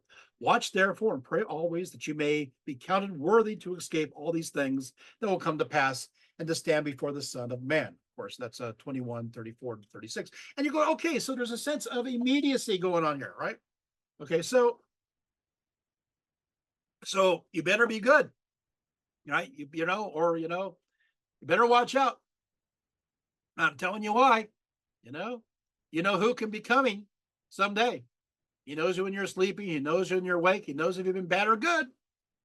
So you better be good, for goodness sake. Sound familiar?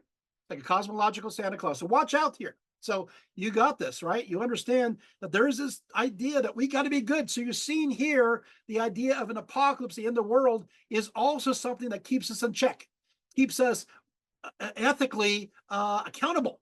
Because you never know it's going to happen at any time. So you got to be good. Got it? So you can see how this notion, eschatology, is working. Now, that brings us to the Apostle Paul, and he repeats this idea mentioned by Jesus. Now, here it gets interesting. The idea of immediacy in First Thessalonians. First Thessalonians, he says, "For we say to you by the word of the Lord, that we who are alive and remain until the coming of the Lord will by no means precede those who are asleep. For the Lord himself will descend from heavens with a shout, with the voice of an archangel, and with the trumpet of God. And the dead in Christ will rise first. Then we who are alive and remain shall be caught up together with them in the clouds to meet the Lord in the air. And thus we shall always be with the Lord. Therefore, comfort one another with these words," unquote. That's, of course, from 1 Thessalonians 4:15 through 18. So what will happen is a lot of people will read this and they'll go, well, it's going to happen any moment. This must be the rapture. This must be the secret rapture. It's going to happen. We don't know if it's going to happen. We're living our lives right now. It could happen at any time.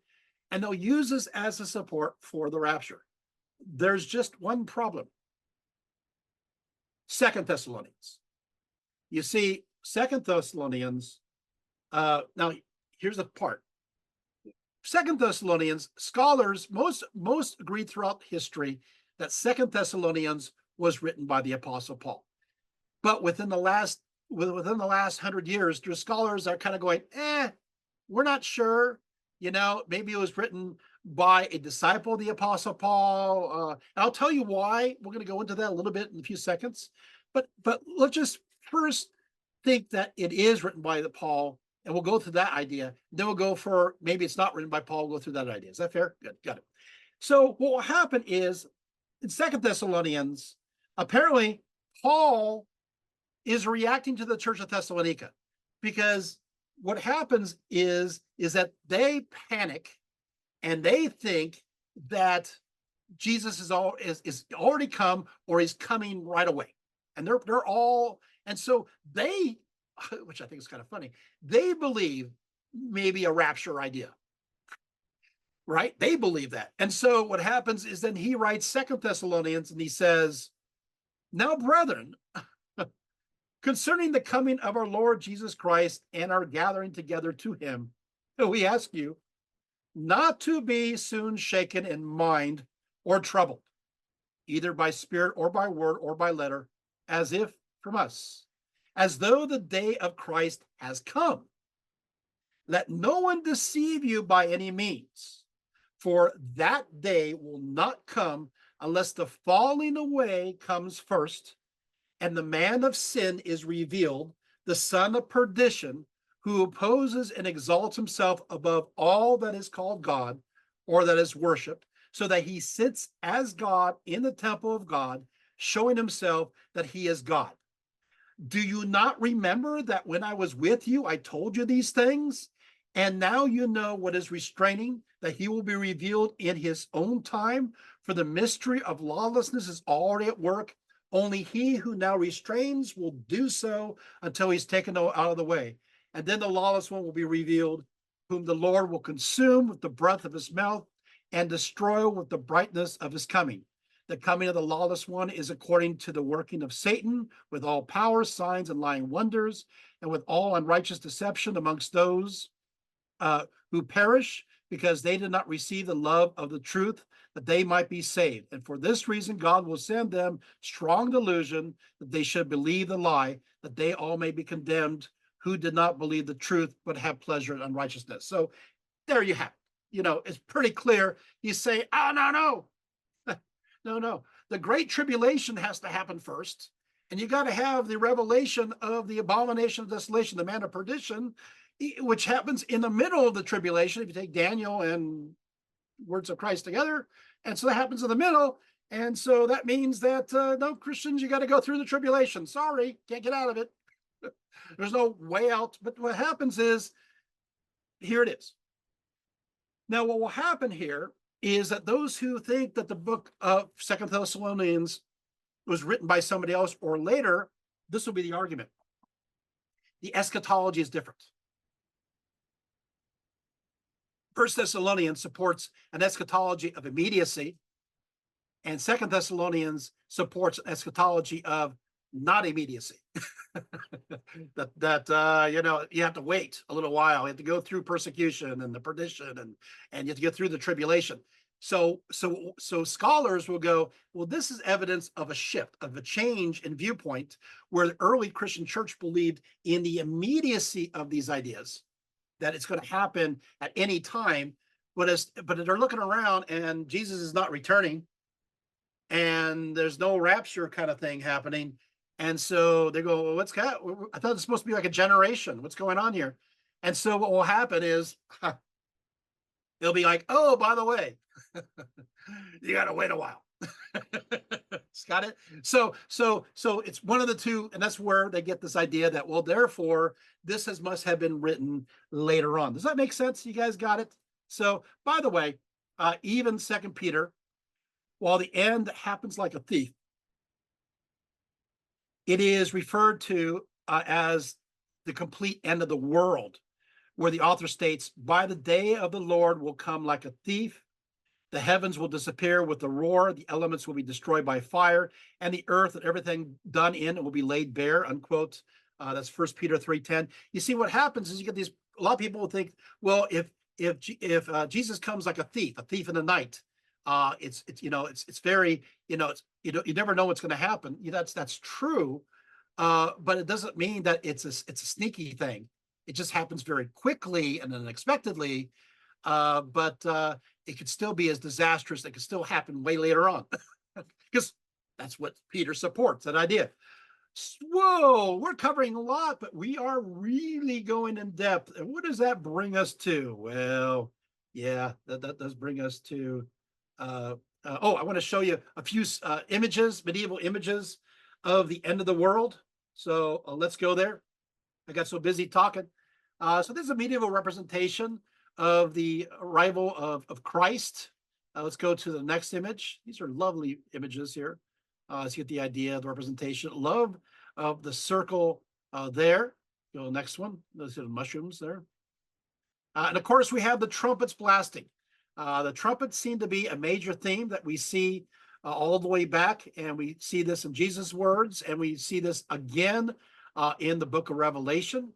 So the announcements of trumpets are always important. Trumpets sounding that this is going to happen. Next image.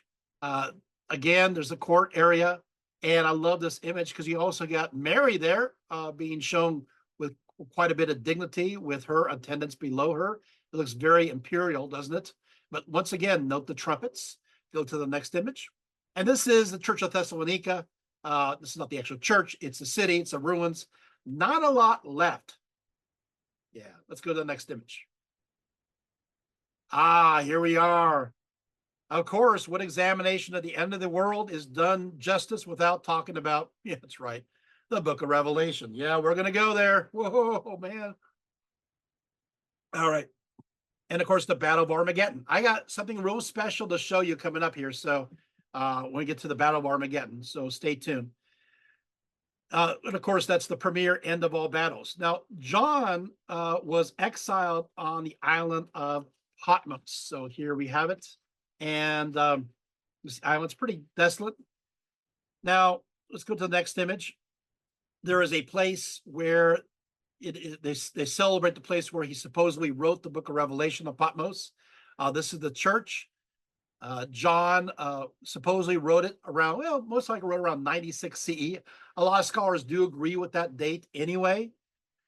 It's connected to Asia Minor. After all, the author addresses 7 churches, all which are in Asia Minor: Ephesus, Smyrna, Pergamon, Thyatira, Sardis, Philadelphia, and Laodicea.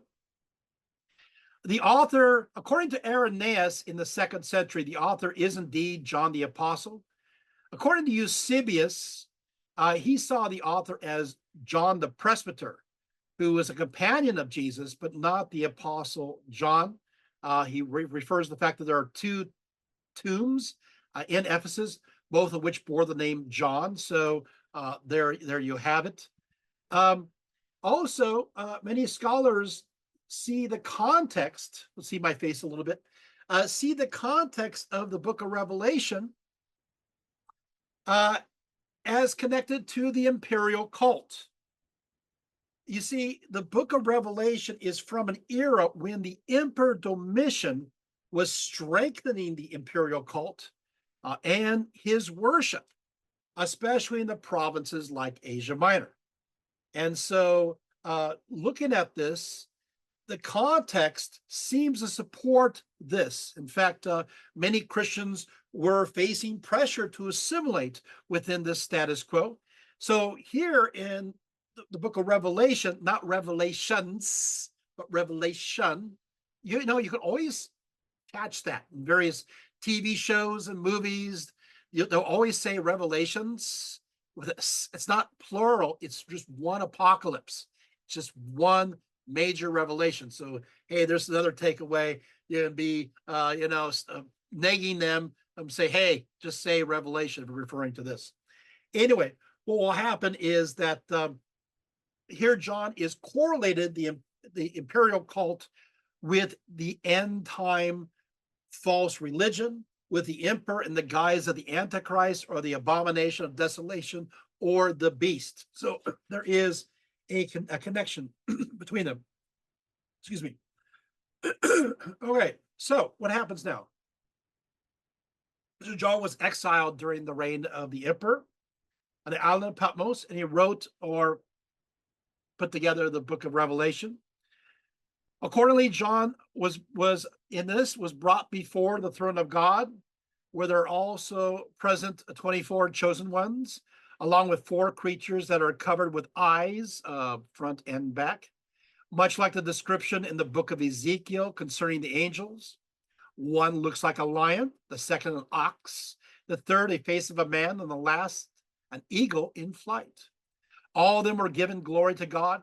At the right hand of God is a scroll with 7 seals. Amongst them all, only the Lamb representing Christ is found worthy to break the 7 seals and open the scroll. For the first seal, the first creature with a face like a lion cries out, "Come forward." Let's go to the first image.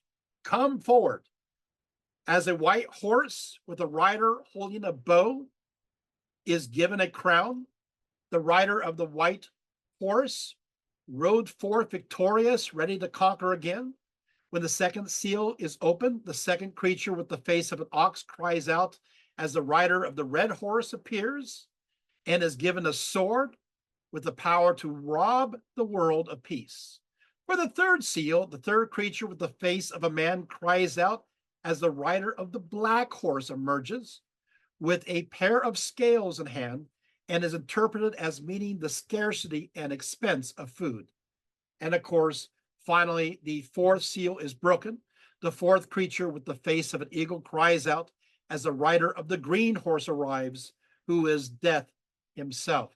So these are the 4 horsemen of the apocalypse, and they're given authority over 1/4 of the earth, a quarter, to kill humanity with sword, famine, and plague, along with the wild beasts of the earth. So the wild beasts of the earth are involved in this attack, maybe getting back for all our environmental actions, right? When the 5th seal is broken, let's go to the next image. The 5th seal is broken. The martyrs cry out for justice.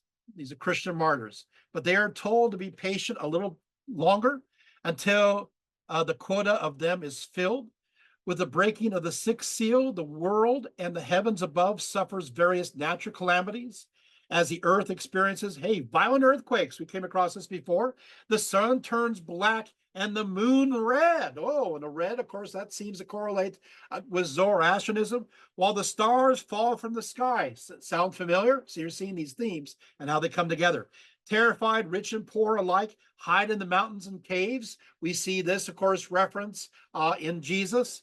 Those by the mountains cry out for them to fall on them and hide them. The great day of vengeance has come. Who can withstand it? Meanwhile, 4 angels hold the 4 winds so that there is no wind and are instructed not to release the winds until a special seal is imprinted on the foreheads of the servants of God. In all, 144,000 are to be marked 12,000 from each of the 12 tribes of Israel. So you do have a mark, right, that is given. Then John, observing this event, is suddenly surrounded by a huge crowd, which no one could count, from every nation and race and tongue. He is told these are the ones who have survived the period of great trial. And of course, this idea is surviving this great tribulation. Well, who are these? And of course, many will say this is the church, but many will say, well, but then weren't they raptured earlier? Well, then where are they coming from? Oh, yeah. Now, the seventh seal has a specific symbolism, holding the worst of disasters to come. But there's silence in heaven for about half an hour. I think it's interesting, you got a half an hour of silence. Then appears 7 angels holding 7 trumpets. Go to the next image. Hey, look, I got an image of that, right? That's right. So, and so you have now, then appears 7 angels holding 7 trumpets. When the first trumpet sounds, hail and fire are mixed with blood, as 1/3 of the land and plants are scorched. As the second trumpet is born, a flaming mountain is cast into the sea, and with it 1/3 of the sea turns to blood. Of course, you have a lot of people say, oh, that must be like a meteorite or asteroid or something, because, a great mountain going into the sea, right? And with it 1/3 of the sea turns to blood. 1/3 of the sea creatures are killed, and 1/3 of the ships are destroyed. I'm doing the math here, and we're doing too many thirds. So apparently there's some overlapping. Doing the math, sorry. It's like, I guess 1/3 is entering into the other third. Anyway, moving right on. With the third trumpet, let's go to the next image. With the third trumpet, a huge burning star crashes down. At this moment, 1/3 of the rivers and springs are polluted. Many people die from drinking this bad water. The name of this burning star is wormwood. Now, wormwood, that's kind of interesting. What is wormwood? Well, wormwood is Ipsenthus. This is of the plant of the genus Artemisia.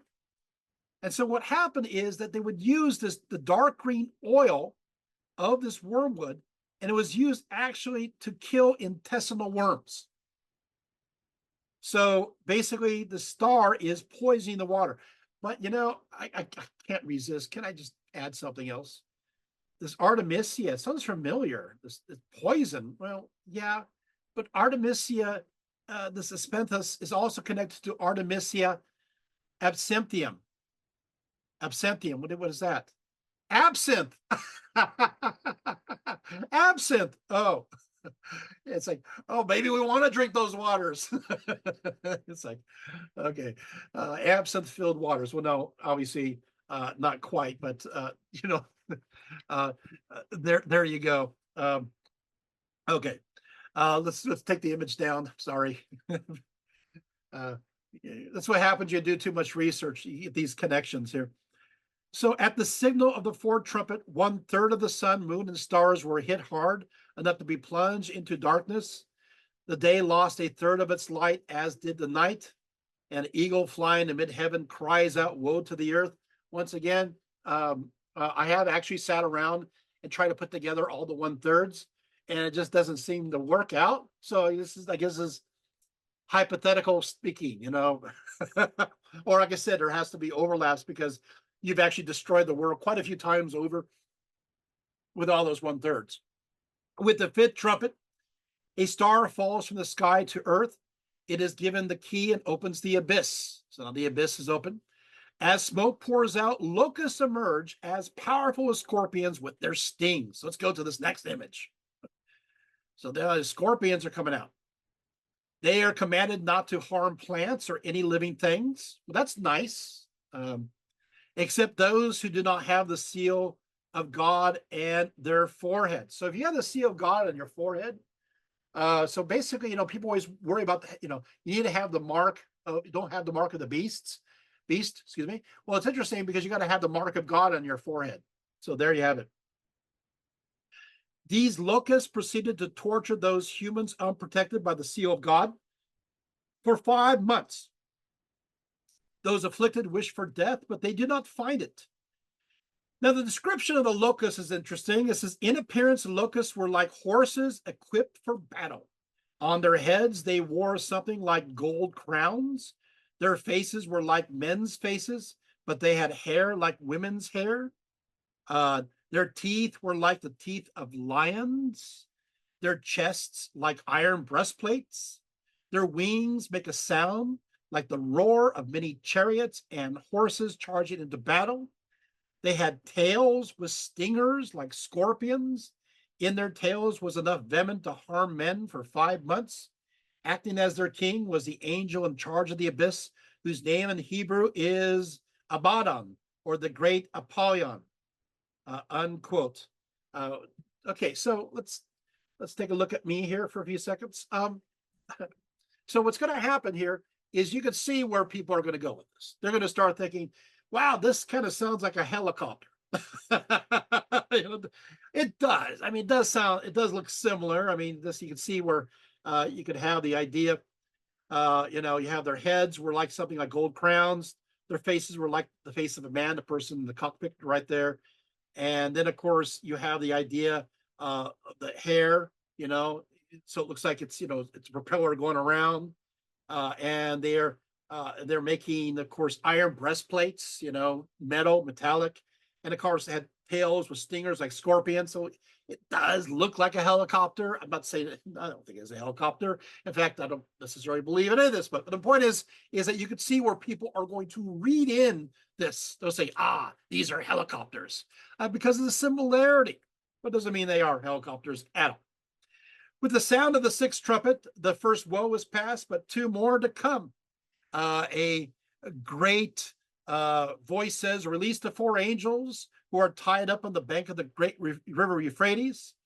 As the angels are released, it is precisely the hour, day, month, year for which they have been prepared to kill. Guess how much? What's the percentage of humanity is going to be killed here? Can you guess? Yeah, you got it. A third of humanity. Okay. I'm not laughing because it's funny. I'm laughing because there's a lot of thirds going on here. Their cavalry troops numbered 200 million. Descriptions of horses and riders. The breastplates they wore were like fire red, deep in blue, and it goes on. When the seventh trumpet sounds, John is told God's plan will be accomplished in full. John is then told to take the scroll. Let's go to this next image. He's told to take the scroll and to eat it. That's right. It tastes sweet in the mouth, but sour to the stomach. Of course, you're going to see the same thing when it comes to the prophets in the Hebrew Bible. A lot of times you're going to have the point where they eat the scroll, and it is, of course, bitter. Sorry, it is sweet to the mouth, but bitter to the stomach. And so you're going to see this oftentimes represented. Let's go to the next image. Next, John is to measure God's court, and so the court is measured. Then there's two witnesses to prophesy for those 1,260 days were dressed in sackcloth. Fire comes out of the mouth of the two witnesses to anyone who tries to harm them. They have the power to close up the sky and not allow any rain to fall down during that time. Also, two witnesses can turn water into blood and afflict earth with any kind of plague. When they are finished, a wild beast arises from the abyss and wages war against them, and they appear to be killed, with their corpses lying in the street of the city where their Lord was crucified for 3 days, which, of course, this refers to Jesus and means that this was the city of Jerusalem. People all over the world celebrate their defeat and will stare at their corpses for 3 days, refusing their proper burial. But after 3.5 days, the two witnesses suddenly rise from the dead, terrifying all those who witness it. And God lifts them up into the heavens in a cloud. Following the bodily resurrection of the two witnesses, a violent earthquake suddenly shakes the world, where 1/10, we got a different number here, 1/10 of the city is destroyed, with 7,000 people killed. In shock, the people of the city, meaning Jerusalem, repent. And so the second woe is past, the third is to come. Now it gets interesting. Let's go to the next image. And it gets confusing. We'll take a little time on this one. Now, last, With the seventh trumpet, loud voices call out that the kingdom of the world now belongs to the Lord. When God opens the temple in heaven, the Ark of the Covenant is revealed. So already we're going to have Indiana Jones fans. It's like, oh, out of nowhere, we have this connection that the Ark of the Covenant will be discovered, and this happens at the end. It will suddenly be there. So that's where it's been hidden all this whole time, right? When God opens up the temple in heaven, the Ark of the Covenant is revealed. Meanwhile, lightning flashes and thunder roars as earthquakes and hailstones, storms hit the earth. Then a great sign appears in the sky, a woman clothed with the sun, with the moon under her feet, and on her head a crown of 12 stars. She is with child, and she gives birth. Now, what in the world is this woman of the apocalypse? This has been bothering theologians for centuries. Catholics often identify her as the Virgin Mary, sometimes the church itself, but officially the papacy has affirmed, the popes have affirmed that she is the Virgin Mary, and that the male child was not Jesus, but represents Christians. So the baby represents Christians. Now, most Protestants see her as a representation of the church, who is being threatened by the devil, Satan, who is also the dragon. So that's a possibility. Let's go to the next image. Sergei Bogov, who lived between 1871 to 1944, says, well, there's a lot of astronomical and astrological attributes. You got moon, you got sun, you got stars. How many stars are there? Were there 12? And of course, a lot of people say, well, this must be maybe it's the 12 tribes of Israel, or maybe it is the 12 apostles. But he would say, well, maybe it is also the 12 stars of the zodiac, which makes it into almost a goddess-like figure. Or she's just simply a representation of the changing of the times, which we see with the early Christianity in the 2nd, 3rd centuries. There is astrology in early Christian writings. We see this. You say, well, tell me where. Ignatius of Antioch, he is a church father in his epistle to the Ephesians. Oh, he did tell me. Yeah, and a lot more too.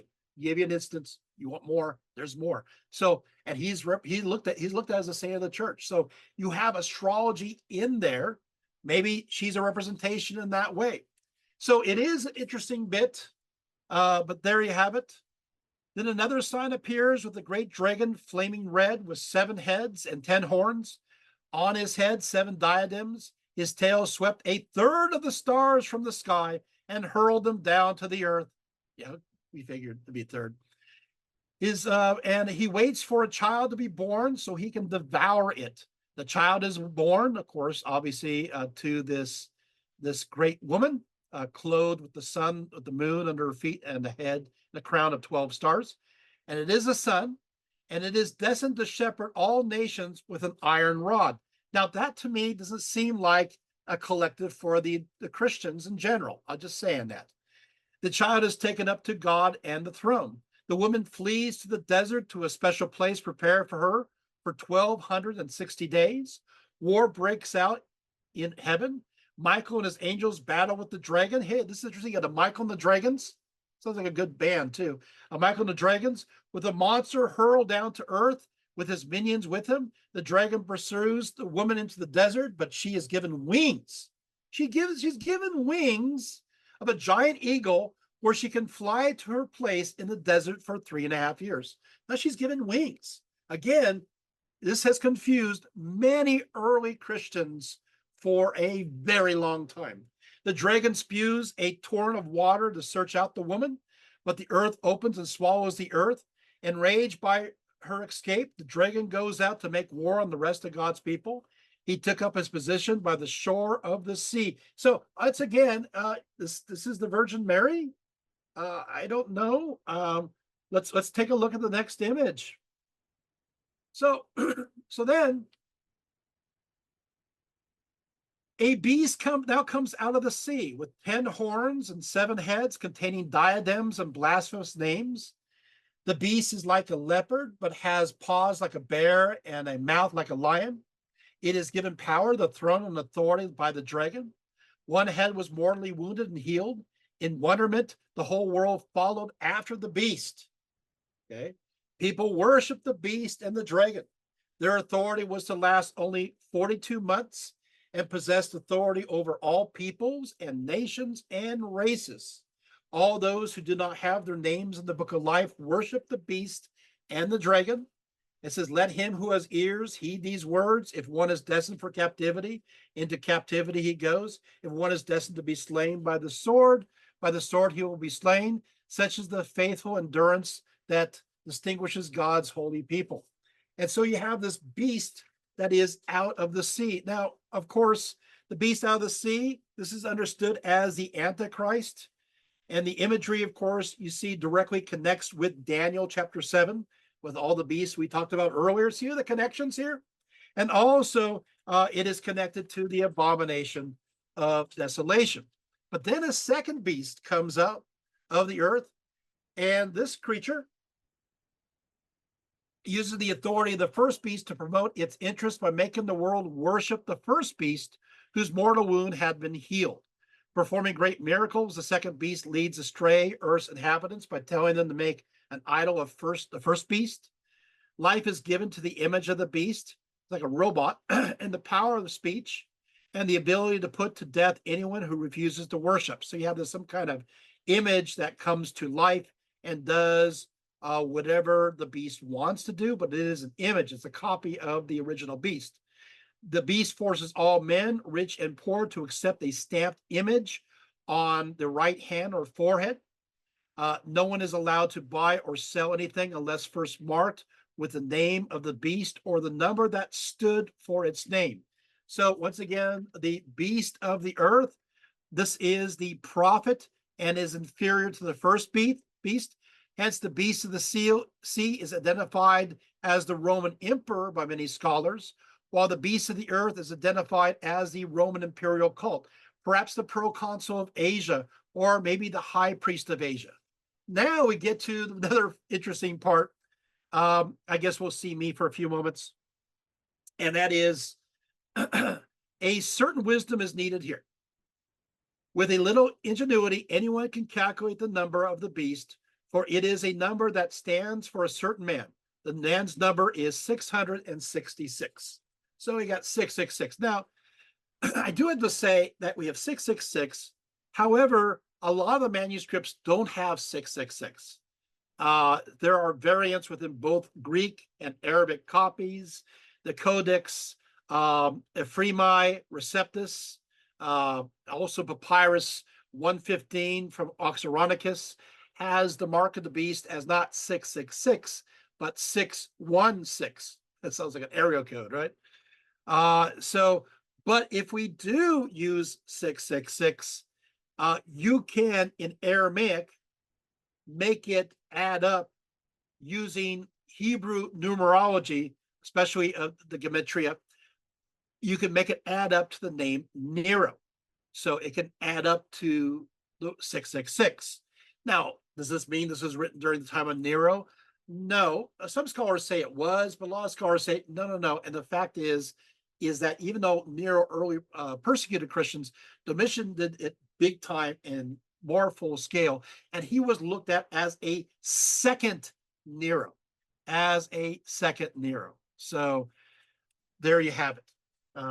Okay, so now the Lamb appears with the 144,000.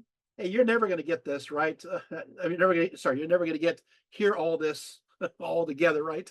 So much. The warn against accepting the mark of the beast. Then the Son of Man appears with the sickle. Let's go to the next image. So we got the beast there, old image, next image. And here you got, yeah, you have the sickle. Yeah, so the Son of Man appears with the sickle and harvests the earth. He harvests the grapes of God's wrath. It is the grapes of wrath. They are taken to a wine press outside the city. So much blood pours out that for 200 miles, it is as deep as a horse's bridle. I'm a horse. That's pretty bloody. I don't know, isn't it? So now we have the seven angels holding the final plagues. Let's see my face again. That would bring about God's wrath to a climax. Given seven bowls containing God's wrath, the angels are told to go pour out the bowls of God's wrath on the earth. The first bowl brings boils upon men who accept the mark of the beast. The second bowl turns the sea to blood like a corpse, and so all the sea creatures die. Of course, we thought that happened earlier because that's 1/3. Now it's all of them. The third bowl transforms rivers and springs into blood. Got lots of blood here. The fourth bowl burns men with fire, but they still refuse to repent.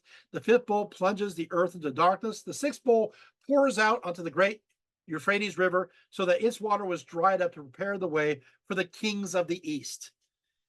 Then there are unclean spirits come from the mouth of the dragon, the beast, and the false prophet, and perform miracles as they assemble the kings of the earth for battle. Be on your guard, he says. I come like a thief. Happy is the man who stays wide awake and prepared. The devils assemble the kings in a place called Armageddon. Here we go. Here we go. So we're getting to Armageddon. So let's take a look at the next image.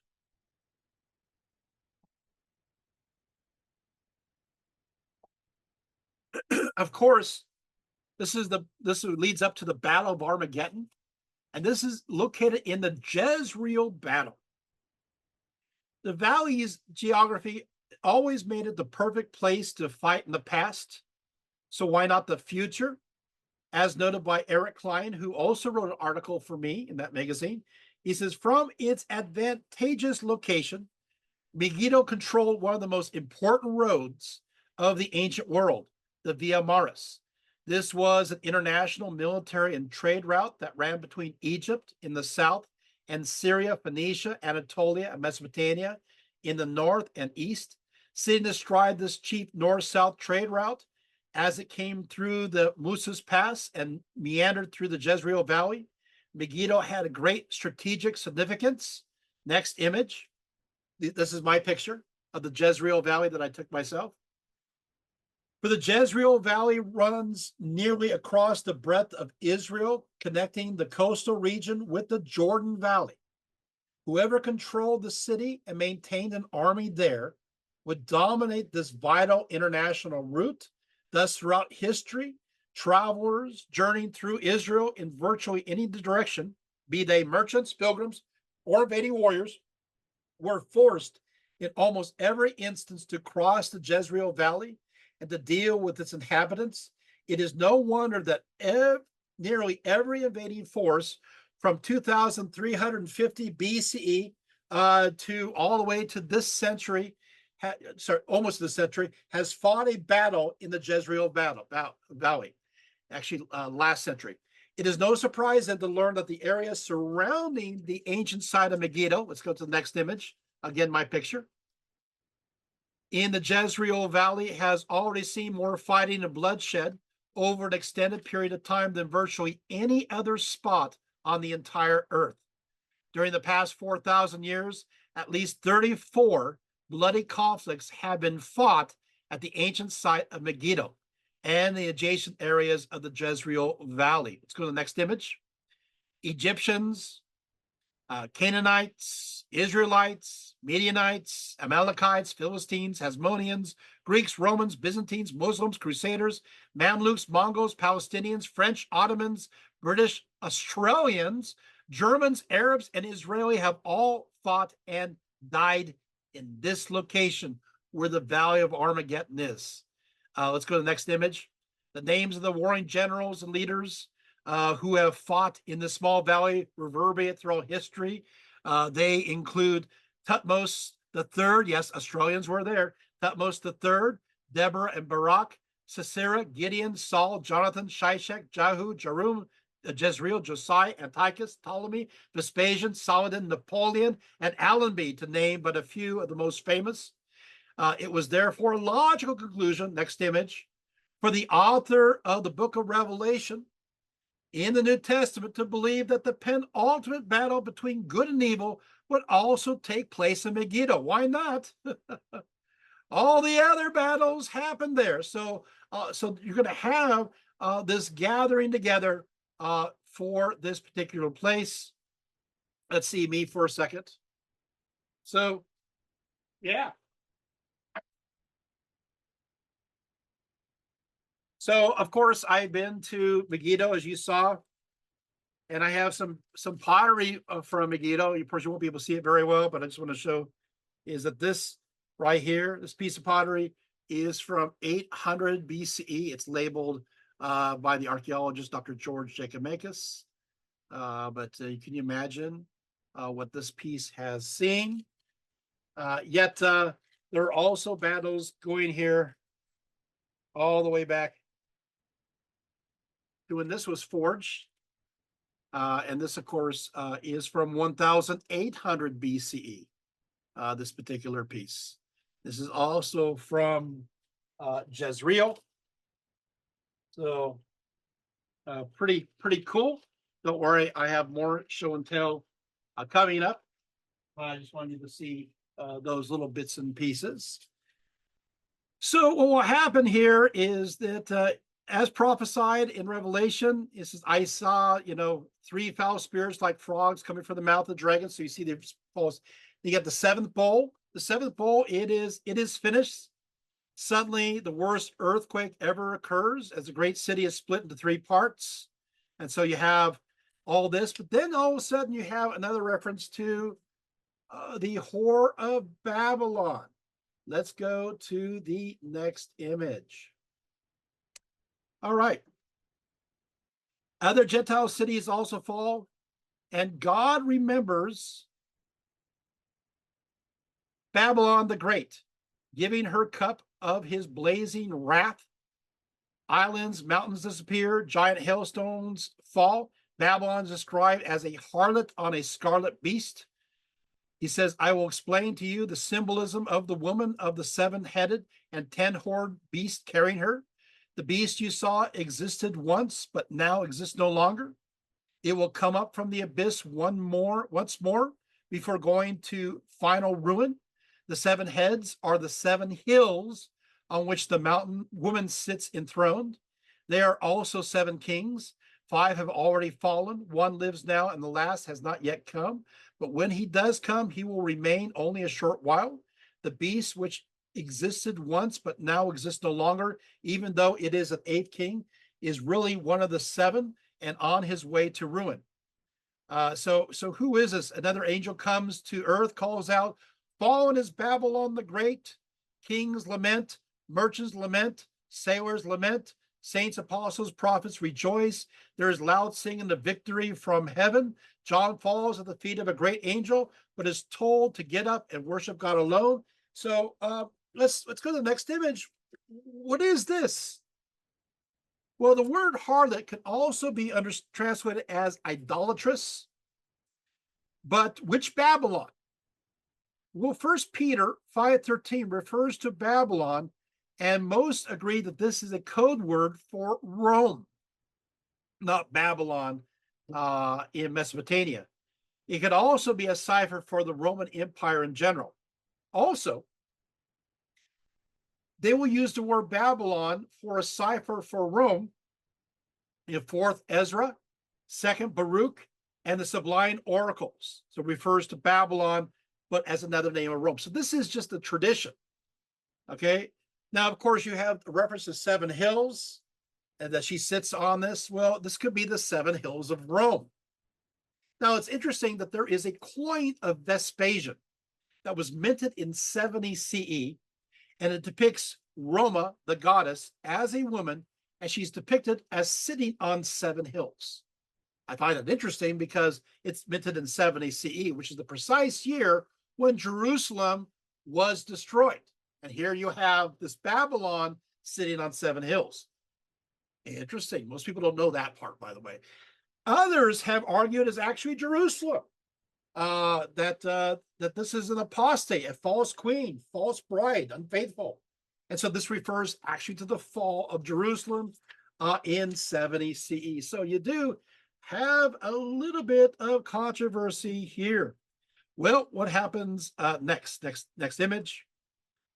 Now the heavens open up, and the rider of the white horse merges, whose name was the faithful and true. Justice is the standard for the rider of the white horse, and his eyes are like fire. But the armies of heaven are behind him. They battle the beast and his armies. Defeated, the beast is captured along with the false prophet, and they're hurled into a fiery pool. Next, an angel comes down with a huge chain, seizes the dragon, and chains him up for 1,000 years. He is also thrown into abyss and held there for 1,000 years, which will be released. And of course, what will happen is after 1,000 years, then of course, I mentioned ahead of time, sorry about that, then you're going to have this battle of Armageddon. But before we get to there, I want to take the image down for a second. I want to mention something. So you have the beast chained for a period of time, and then they'll talk about that Satan will be released again. And this 1,000-year reign was supposed to be a happy reign. What happened is that those who had died during the Great Tribulation will be the rulers, it says, during the time of this millennial reign. So if you got killed during the Great Tribulation, then for 1,000 years, you'll be reigning, which kind of gives you kind of a encouragement that maybe you should go through the tribulation so you could be, one of the, but the problem is it's supposed to be a wonderful time where Christ is in charge, this millennia, although not everybody believes in the millennial reign. So I'm just throwing this in out. This is just the way the book of Revelation reads. Doesn't mean that it's true or none of it's true. It just means, or that's his intention, but there you have it. But what's going to happen is now Satan is loosed, and you have, before that, I just want to bring up this again. The kingdom of heaven is like a net which was thrown into the sea and gathered fish of every kind. When it was full, men drew it to a shore and sat down and sorted the good into vessels, but threw away the bad. So it will be at the close of the age. The angels will come out and separate the evil from the righteous and throw them into the furnace of fire. So what was going to happen is you're going to have a great tribulation. Then you're going to have a great battle. This battle, of course, is Gog and Magog. What is Gog and Magog? This is connected. Gog and Magog, by the way, also appear in the Quran, also in Ezekiel.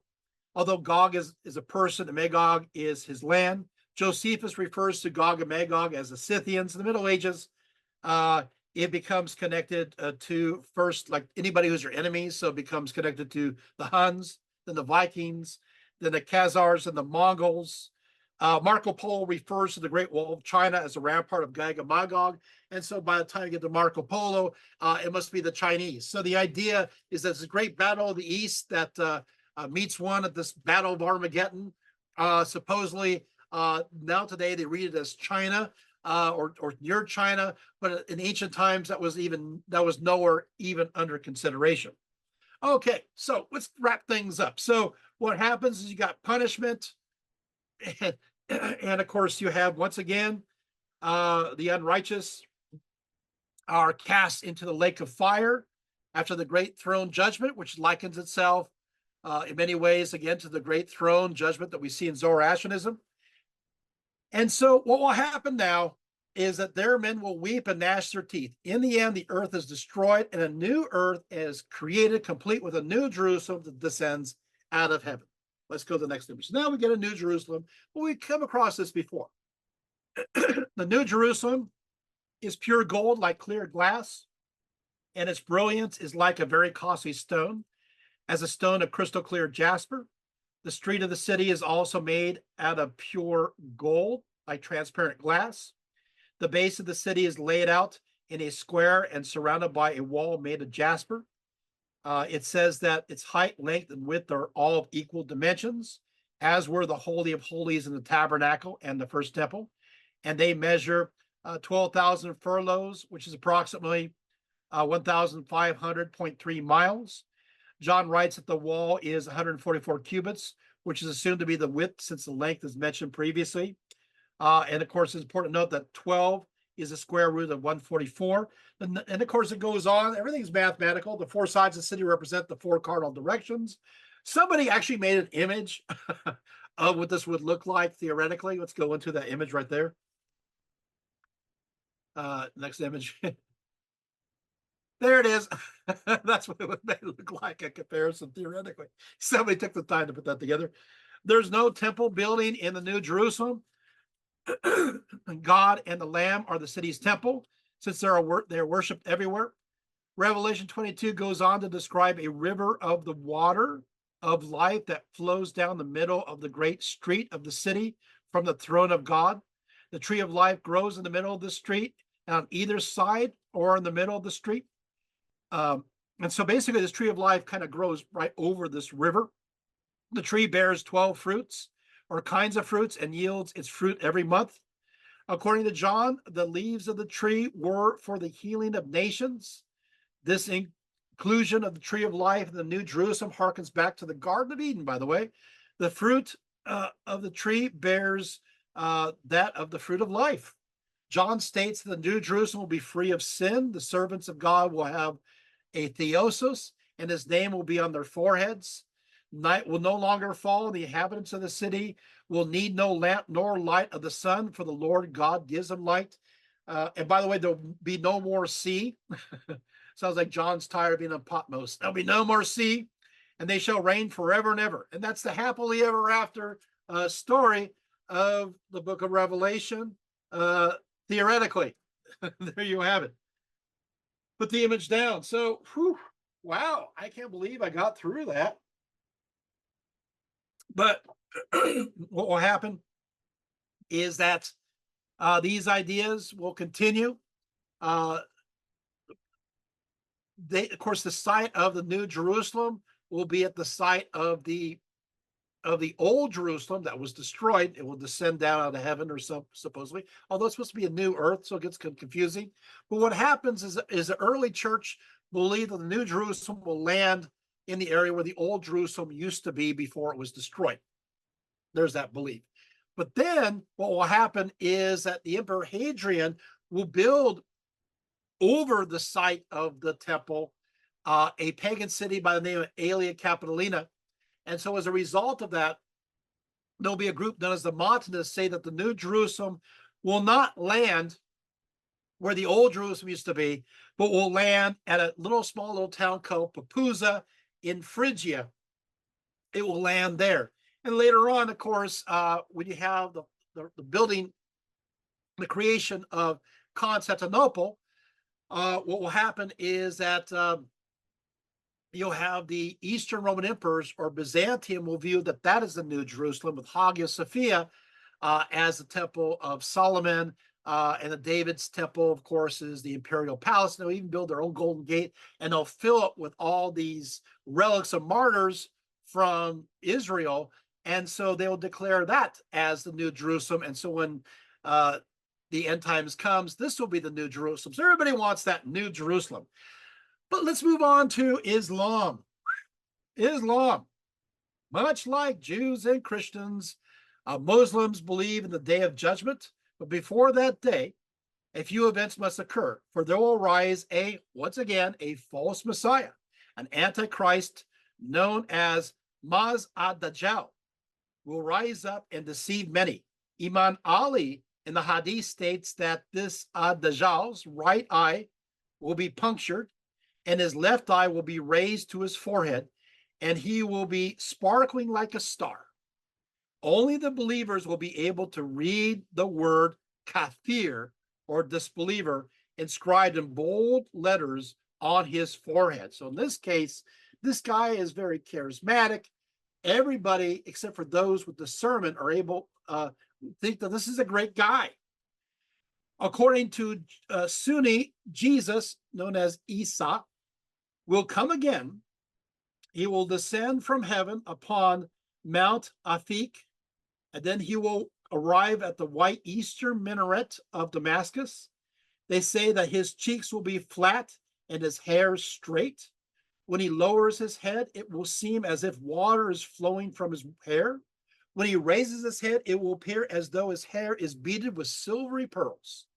Then Jesus will prepare to do battle against Mazar al-Dajjal and his army of the unrighteous.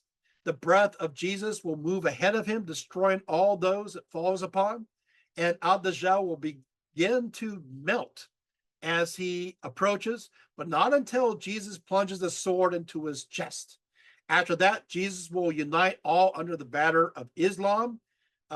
In fact, the forces will converge and Christians and Jews will join them. And then, of course, what will happen is that he'll cross over into Jerusalem and he will be there for 7 years. Eventually, there will be another time when Allah will be rejected. So there'll be a time of peace, just like the millennial reign for Christians, and a sign that the final destruction of this world will sure to come. So there's a parallel here. At a certain point, the Quran asserts, the trumpets shall be blown, sound familiar, and lo, they shall speed out their sepulchres to their Lord. So you're going to have a resurrection. Following the resurrection, the great day of judgment will occur to decide who will live eternally in heaven and who will be damned to hell. During this judgment, all works are weighed according to the scales of justice. If the scale tips toward more bad works, the person will be thrown into the flames of hell. As the Quran declares, and thou shalt see the wicked on that day linked together in chains, their garments of pitch, and fire shall enwrap their faces, that God may reward every soul as it deserveth. But if these very same scales rise in favor of good works, the individual judge will enter into paradise. As it says, on couches with linings of brocade shall they recline, and therein shall be the damsels with retiring glances, whom no man nor the jinn hath touched before them. Like jacinth and pearls shall the reward of good be good. And besides these shall be 2 other gardens with gushing fountains in each fruits, and the palm and the pomegranate, and each the fay, the beauteous ones, with large dark eyeballs kept close in their pavilions, whom man hath never touched, nor the jinn. Their spouses on soft cushions and on carpets, beautiful carpets shall recline, blessed by the name of the Lord, full of majesty and glory. That's Surah 55:56. Now, of course, one of the most sacred and controversial sites in the world is undoubtedly the Temple Mount. This sacred site is considered holy according to 3 religious traditions. Let's go to my next image. Judaism, Christianity, and Islam. Without doubt, the small walled-off district covering an ancient mound in the city of Jerusalem has seen more prolonged heated debates than virtually anywhere else in the world, but has everything to do with end-time beliefs and perspectives. The holy designation proceeds back to the belief that this hill was actually Mount Moriah, the famous site where, according to the book of Genesis, Abraham was told by God to sacrifice his son Isaac, only to be relieved of such a burden at the last moment when an appropriate sacrifice did indeed appear, a ram with his horns caught in a thicket. Ancient and medieval Jewish commentaries add 2 other famous early biblical visitors, Adam and Moses. As for Adam, the Midrash states that following Adam's expulsion from the Garden of Eden, he lived on Mount Moriah because the gate of the Garden of Eden was close to Moriah. From that place, God took him, and to that place he brought him back. As mentioned, Noah too arrived at Mount Moriah according to Jewish tradition. In Noah's case, he came upon the hill after leaving the ark with his sons in order to build an altar to God. And so, according to the book of Chronicles, Arnoth, the Jebusite threshing floor, was located on Mount Moriah, and after King David purchased it, his son King Salon built his famous temple, which is completed around 950 BCE. Let's go to the next image. The word Moriah means ordained or considered by God, and so it seems to apply to the destiny of this famous hill. Now, the site of the Jewish temple, Mount Moriah, rests upon what is called the foundation stone. This is my picture of Jerusalem that I took. This is considered sacred by both Jews and Muslims. Go to the next image. According to Jewish belief, the foundation stone was mystically located at the very center of the universe, of both heaven and earth, and was a place of reverence to the point where many Jews, even today, pray towards this stone in a directional sense. So it's very important. Let's go to the next image. According to some Jewish legends, the divine name of Jehovah was actually inscribed on the foundation stone itself. Next image. This is underneath the foundation stone. The Talmud, and the foundation stone was not only the site where Abraham almost sacrificed his son Isaac, but also where the spot where God gathered the earth that would be formed into Adam, the first man to walk on the earth, as well as the place where Adam and his son Cain and Abel made their sacrifice. So there it is. Next image. According to the Kabbalist Zohar, the world was not created until God took a stone called Ibn Hasetel and threw it into the depths, or was fixed from above till below, and from it the world expanded. It is the center point of the world, and on the spot stood the Holy of Holies. Also, the Zohar states that the foundation stone was surrounded by angels. At the time of sunrise, these cherubims stand in this place, raise their wings upward and spread them, and the sound of the melody of their wings is heard. In fact, many Jews believed in ancient medieval times that the angels above and Israel below all hold the stone in a place, and it will be eventually raised into heaven or placed into a new Garden of Eden. A new Garden of Eden. So, and of course, this is obviously the likely site of the Holy of Holies too. So now we have a little eschatology. Next image. Now, according to Muslims, the foundation stone is connected to the Prophet Muhammad. This is my photo. Here, Muhammad was believed to have stepped upon this very foundation stone when he arose to heaven upon a horse, receiving special guidance from God in the third heaven. This is often referred to as his night flight or night travel. Muslims at the site will often point out a dent in the rock and say this was made by the hoof print of Muhammad's horse at the moment of his departure into heaven. Next image. The belief in this event by Muslims is pivotal because during his ascent into heaven, Muhammad encountered other prophets throughout history over time and was recognized them as the ultimate and final prophet. Next image. According to Muslims, this is the moment when he receives the witness by all previous prophets as the final seal, right? Now, what happens here, of course, his footprints are believed to be there. Muslims believe that 2,000 years before Adam, angels arrived to consecrate this site. Many Muslims also predict, here we go, next image, also predict that this foundation will become one with the black stone of Mecca. It says, Majur al-Din declares, the rock of the temple is of the stones of the Garden of Eden. At Resurrection Day, the Kaaba stone, which is in holy Mecca, will go to the foundation stone that is in holy Jerusalem, bringing with it the inhabitants of Mecca, and it shall become joined to the foundation stone. When the foundation stone shall see the Kaaba stone approaching, it shall cry out, peace be to the great guest, unquote. In fact, it will be from this foundation stone where the angel Israfel will sound the horn on Resurrection Day.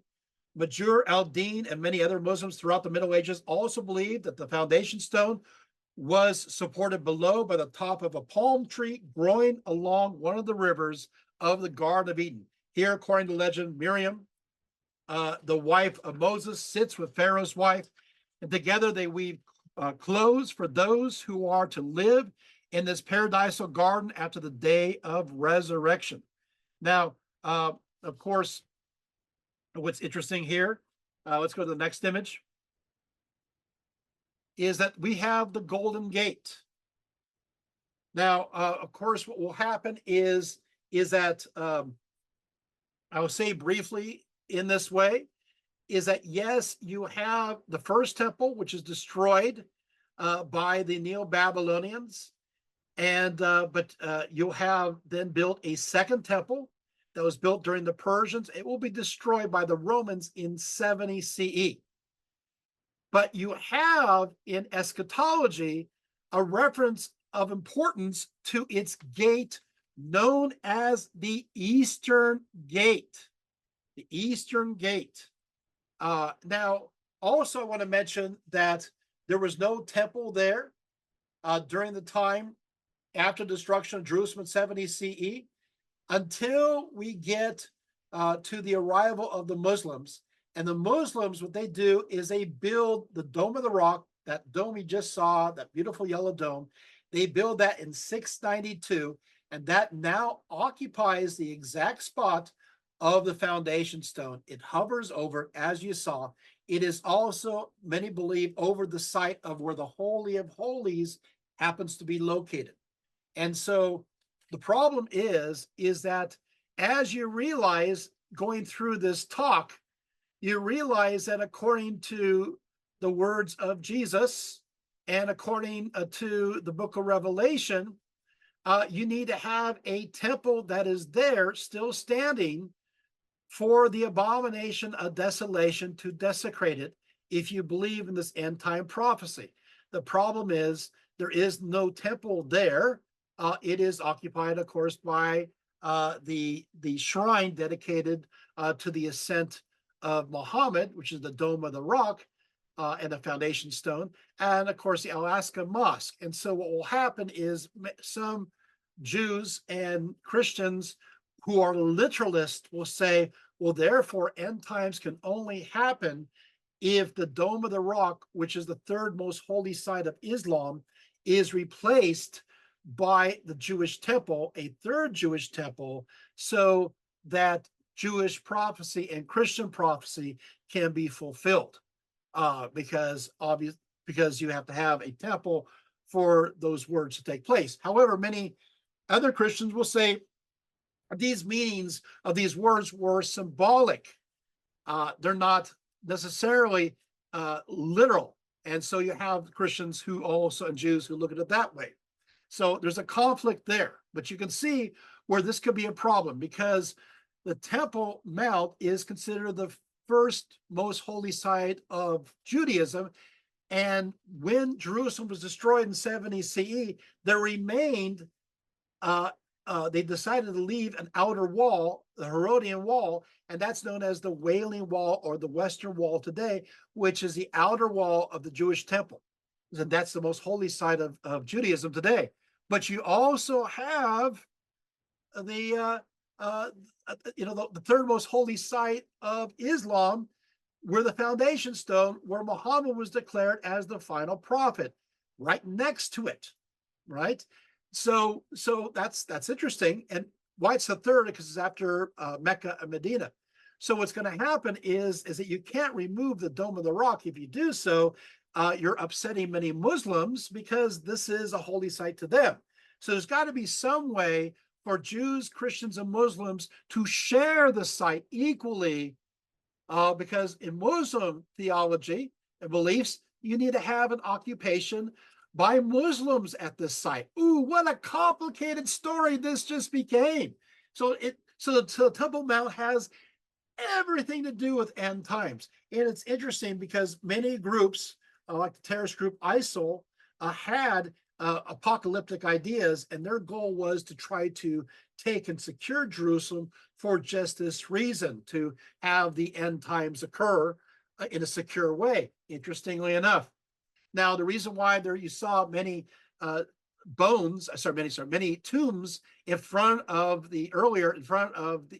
Jerusalem Gate and the Dome of the Rock is because these are Muslims are buried there waiting the day of resurrection, because they're waiting for Isa or Jesus to arrive so they can rise up again. So lots of information coming at you at once. But what about the Golden Gate? So the Golden Gate is important. And what happens here is that basically this Golden Gate is predicted. How do I say this? The Eastern Gate, or the Golden Gate, and this is my picture, is situated along the eastern wall that once straddled the Jewish temple, but is now located alongside the Muslim Dome of the Rock. Let's go to the next image. While often called the Eastern Gate, and known as the Beautiful Gate in ancient times. This sacred entrance was also called the Gate of Mercy by Jews, and the Golden Gate by Christians, and the Gate of Eternal Life by Muslims. So it's holy to all three belief systems. Go to the next image. A long-established Jewish tradition has it that the Shekinah, or divine presence of God, once appeared through the gate. Yet according to Ezekiel 44, 1 through 3, then he, the Lord, brought me back by the way of the outer gate of the sanctuary, which faces the east, and it was shut. And the Lord said to me, this gate shall be shut, it shall not be opened, and no one shall enter it, for the Lord God of Israel has entered it, therefore it shall be shut. Let's take the image down. As for the prince, he shall sit in it as prince to eat the bread before the Lord, and he shall enter by way of the porch of the gate, and shall go our way by the same way. Hence, according to Jewish belief, the Shekinah, or the holy presence of God, will appear again at the arrival of the Messiah. Furthermore, the Messiah, who was viewed as the prince, was supposed to enter through this gate personally as well. This is Jewish belief. Now, according to Christian belief, Jesus entered through the Easter gate on Palm Sunday, and so was fulfilling part of this believed messianic destiny and fulfillment of Jewish scripture and tradition, which will now become Christian tradition as well. Also, this and other prophecies refer to this event happening at the end of the age. And so many Christians believe that with the return of Jesus as the Messiah, he will enter the very Eastern gate as predicted for the Jewish Messiah, being one and the same from their viewpoint. So there you have that. Now, so it's a very holy gate. Now, I'll say a few things. So it's considered so holy. So for the thing is, the reality is, but the gate seems to the present date dates from the Byzantine going into the time of the to the time of the Crusades and Saladin, and to the Ottoman period. So the gate is a composite gate. So what about the original gate? The original gate from the time of Jesus, is it still there? Now, I can say absolutely that I have seen this gate, as well as Dr. George Jacomakis. It still exists. It's a little bit under. There's like a stairway area of it. So that's pretty cool. And Dr. Jacomakis worked for worked at the Holy Land Institute for many years.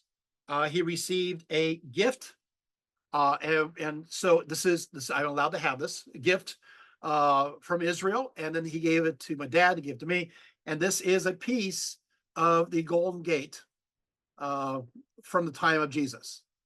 There's a piece of it right there. So you can imagine this would be considered important to Jewish tradition, to Christian tradition, as well as to Muslim tradition. One of the other things I want to bring up is I mentioned that this gate became important in later magic. It is said that this is the gate where Mary's parents, Joachim and Anna, first met one another. I happen to have on me a magical text about the Golden Gate from the 1700s for the magical purposes connected to both the parents here of Mary, Joachim, and Anna. And here it is. You're like, wow, okay. And you can see it right here. It is an actual talisman. And it's really long, and I could unroll the whole thing. And the idea is that you put this on yourself, and through sympathetic magic, you can become pregnant. It is official. In fact, I'm reading right here. It is official. It has a stamp of the papacy there of it. So there you have it. I know, but of course I can't show it to you right now. I mean, I can show you, but it's kind of blurry. But you get the idea. So what will happen is this Golden Gate was considered also a magical gate, and so all kinds of Jewish and Christian and even Muslim magic was tied to this gate that connects to the end of the world, because the idea is the Messiah, whether it be the Jewish Messiah, whether it be the Christian Messiah, or whether it be the Muslim Messiah, will enter into Jerusalem and go to the region where that temple area was, or where the rock of foundation is. No matter what, they still all have to cross through that gate, and of course that makes that gate absolutely sacred. So we're learning a lot here, probably too much, but I think it's good. It's maddening, right? Of all the stuff. Okay, so so you get the idea why today politically there are many people invested in Israel, and a lot of it is this agenda to reestablish the third temple amongst many groups, especially evangelicals, but also other groups, especially certain groups, certain conservative groups who are Jewish groups, want to return and have this third temple in order for the end days to arrive. But in some cases, it will be Elijah. Now, a lot of Jews absolutely don't believe this at all. However, a lot of Jews do. And I've skipped it. I actually have 4 pages of Jews who do believe it. But I'm not going to make you go through it because I'm nice. But just say I have enough evidence if you want time to talk afterwards. Okay. But yeah, it's quite a bit. And a lot of them come from, I'll just give you a little bit more because I know you're interested now. A lot of them come from Orthodox Judaism and Hasidic Jews. So from their traditions, and we see this deeply ingrained in their medieval stories and traditions connected to miracles that occur next to this gate, and so forth and so on. Okay, next image. What will happen is that the Jewish temple will be destroyed in 70 CE. There will be Aelia Capitolina built there, which is a pagan Roman city built there during the 130s, which was viewed as desecrating the site. So how can we have Jesus returning to Jerusalem at this place that's been desecrated? How can the New Jerusalem descend down on this desecrated ground as well? You have the Montanists saying, well, maybe it should be here. Then, of course, what will happen is that with the establishment of Constantinople, there'll be this idea that, no, the New Jerusalem, let's move it on over to Constantinople. And so what will happen is many of those, even today within Orthodox circles, believe that Jerusalem, the New Jerusalem, happens to be Constantinople. And of course, Hagia Sophia will be the new temple. Now, what I think is interesting about this is that after a while, of course, this is built during the 500s. After a while, you're going to have the Muslims taking Jerusalem, and they'll build at the site of the temple, the Dome of the Rock. They will build the Dome of the Rock, but they will also Al-Aqsa Mosque. And so now the Muslim side occupies it. And that further strengthens the argument that Christians say, well, why don't we just go to Hagia Sophia? It has all these relics there. That's the most important thing. And so what will happen is that when you have the call for the Crusades, and the Crusaders from the West come to Constantinople, and they say, hey, we want to reconquer Jerusalem. Many of those in the Byzantine Empire have no interest. Or sure, go ahead, conquer the old Jerusalem. they don't have desire to do a crusade there because they think to themselves, well, we have the New Jerusalem. Those guys, but if you guys go and attack the old Jerusalem and take it from the Muslims, just give us Syria back. We'll have Syria back, but you can take the rest because it's not important to them because they think to themselves they have the New Jerusalem at the site of Hagia Sophia. And I find that fascinating until 1453. And then when they lose that, uh-oh. Of course, the idea is the last Constantinople was found by Constantinople, refounded by Constantine the Great, excuse me.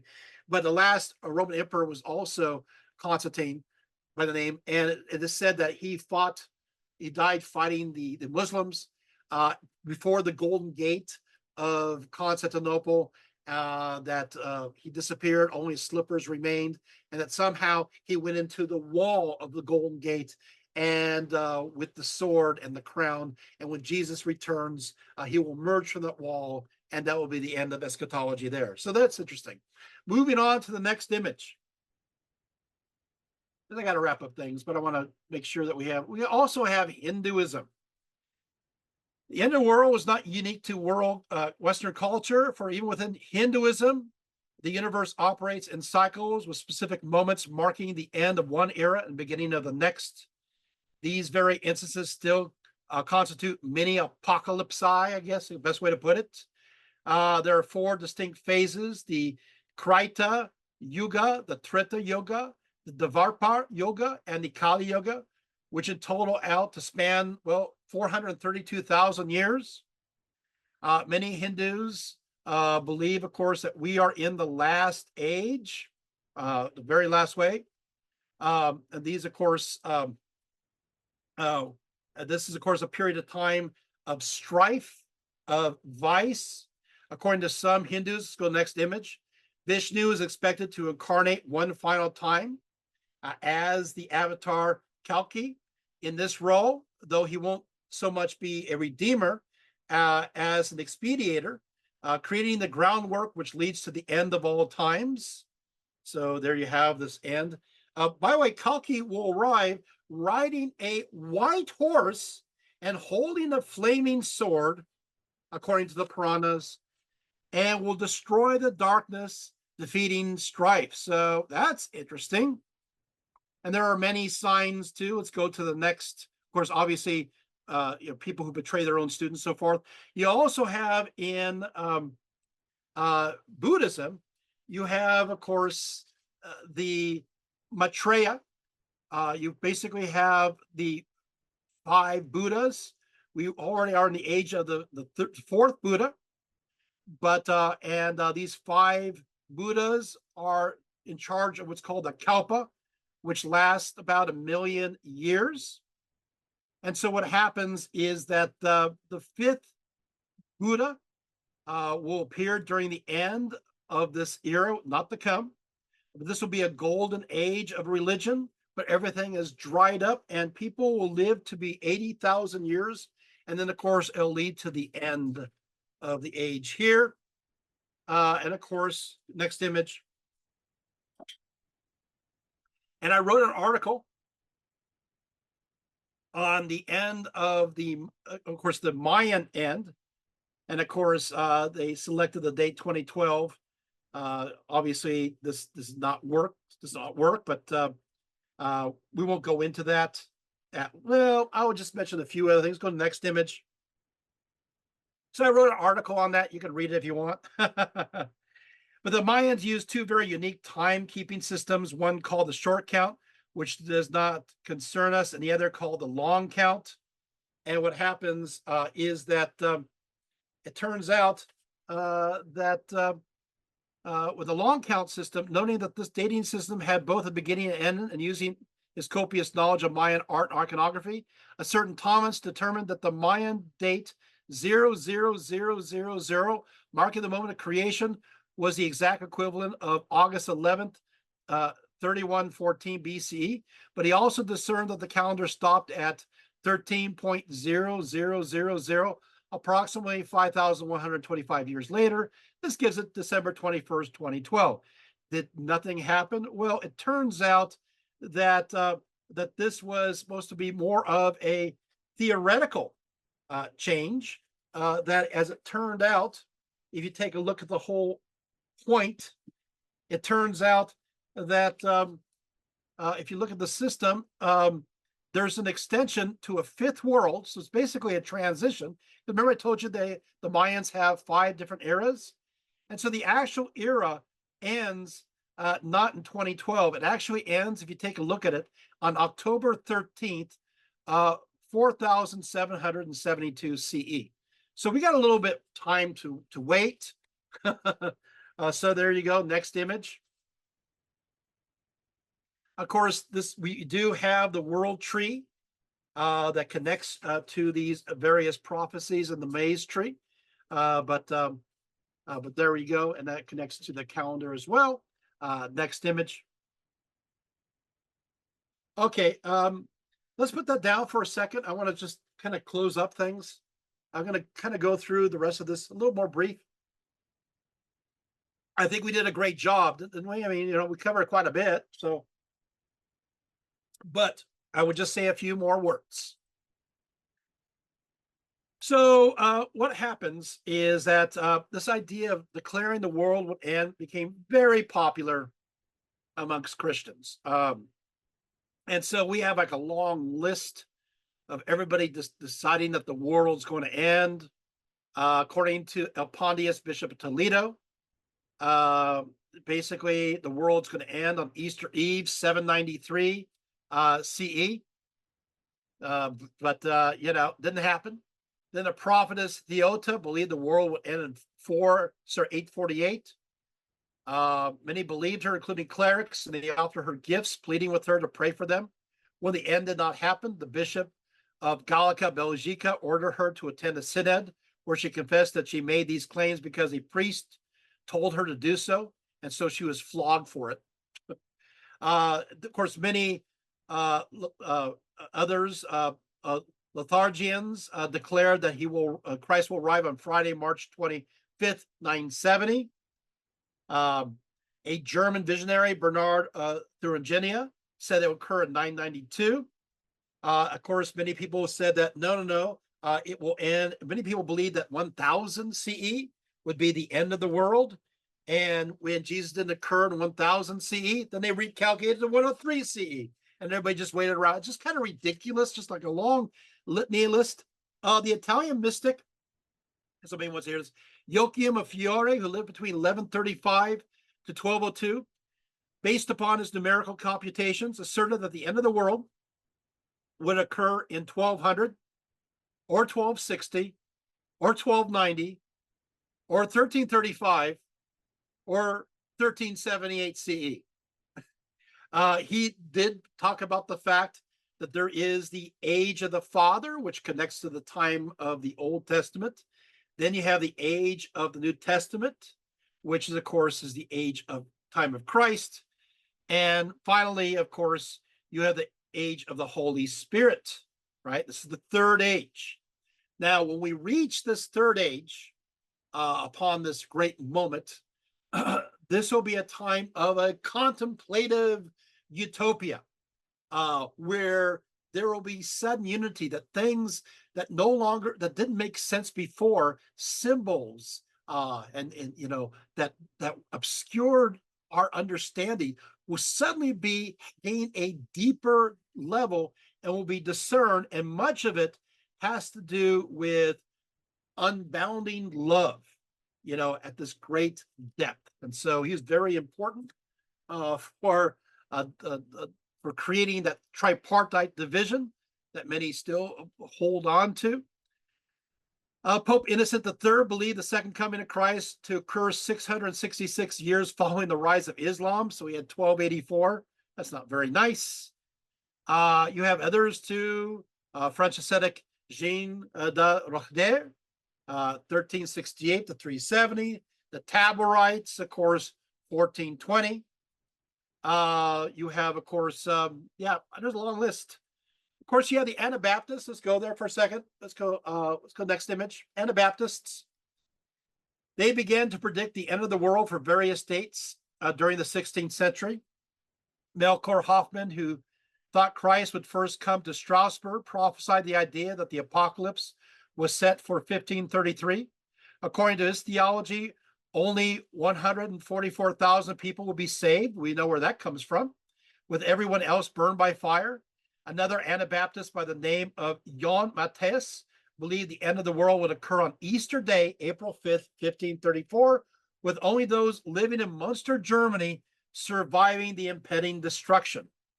My dad, Ronald Rietveld, states as follows. He says he had determined that Hoffman's pacifism was completely wrong, and the only proper response to oppression was violent resistance. The motto was Jehovah, the God of wrath and vengeance, rather than Christ himself.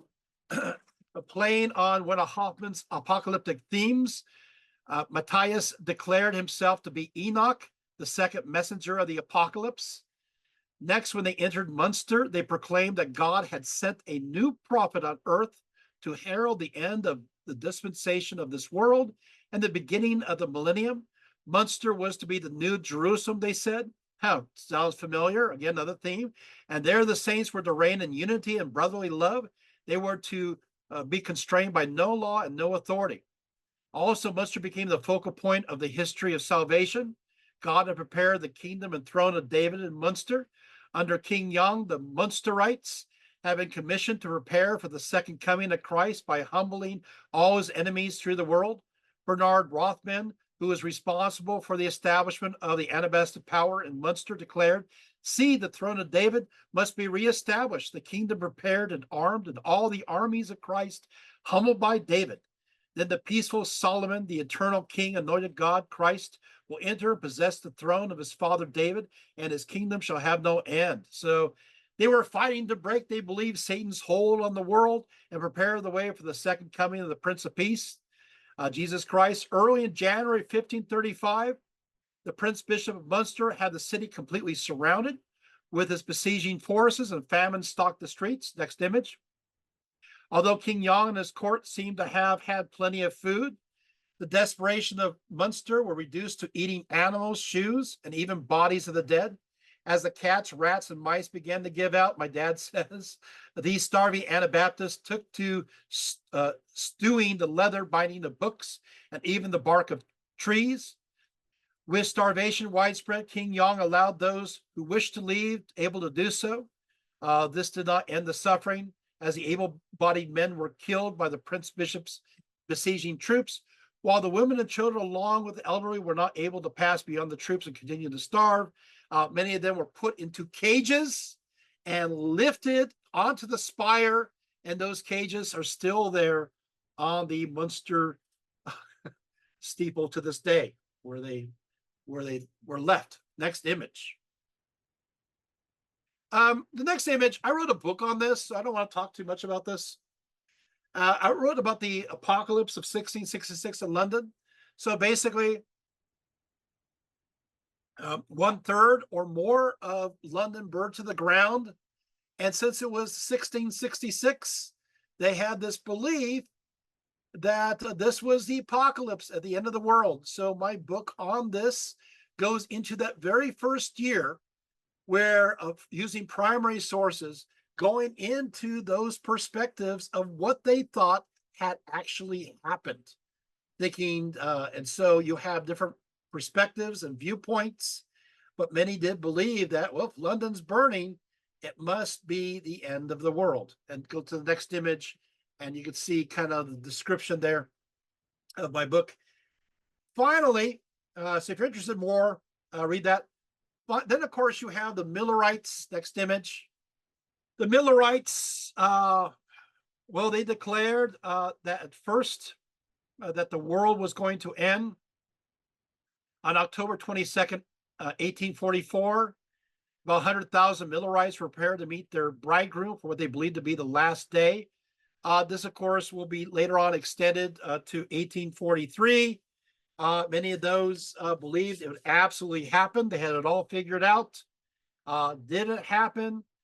No, it didn't. People actually went out and stood by the graves of their loved ones, waiting to join them in the skies in this rapture-like idea, but it never did happen. They waited and waited. The last time was October 22nd, 1844. Midnight arrived and went on, and still no trumpet call, no celestial fireworks, no Jesus. People grew restless everywhere, little by little. The followers of William Miller began to leave. Many not only left their belief in Miller that day, but also the faith in general. Still, a few rationalized for the delay. For instance, the story circulated that Jesus could have already arrived, but because of the latitude and longitude in Israel was very different from the United States, the effects of his arrival were not yet felt. Yet around 1 o'clock in the morning, one of the Millerite leaders stood up at one rally and proclaimed, "I never did fix upon the precise time myself, and I always told my brethren they would get into trouble if they did, but they would not listen to me, but followed other leaders. I believe the most important thing, after all, is just to be ready." So the idea is, come on, you guys, just be ready and don't worry about it. Next. Okay, so look at me for a few seconds. Then, yeah, there's an image there of the tabernacle rising up of the Millerites. By the way, you also have a certain John Nelson Darby, a graduate from Trinity College in Dublin, Ireland. He developed an idea known as dispensationalism. According to Darby, there are 7 dispensations.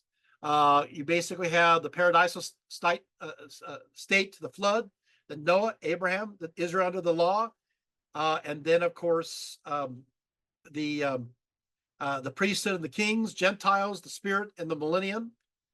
But of course, you have the idea that Darby connects very much to looking or to a belief or understanding of a belief of a rapture.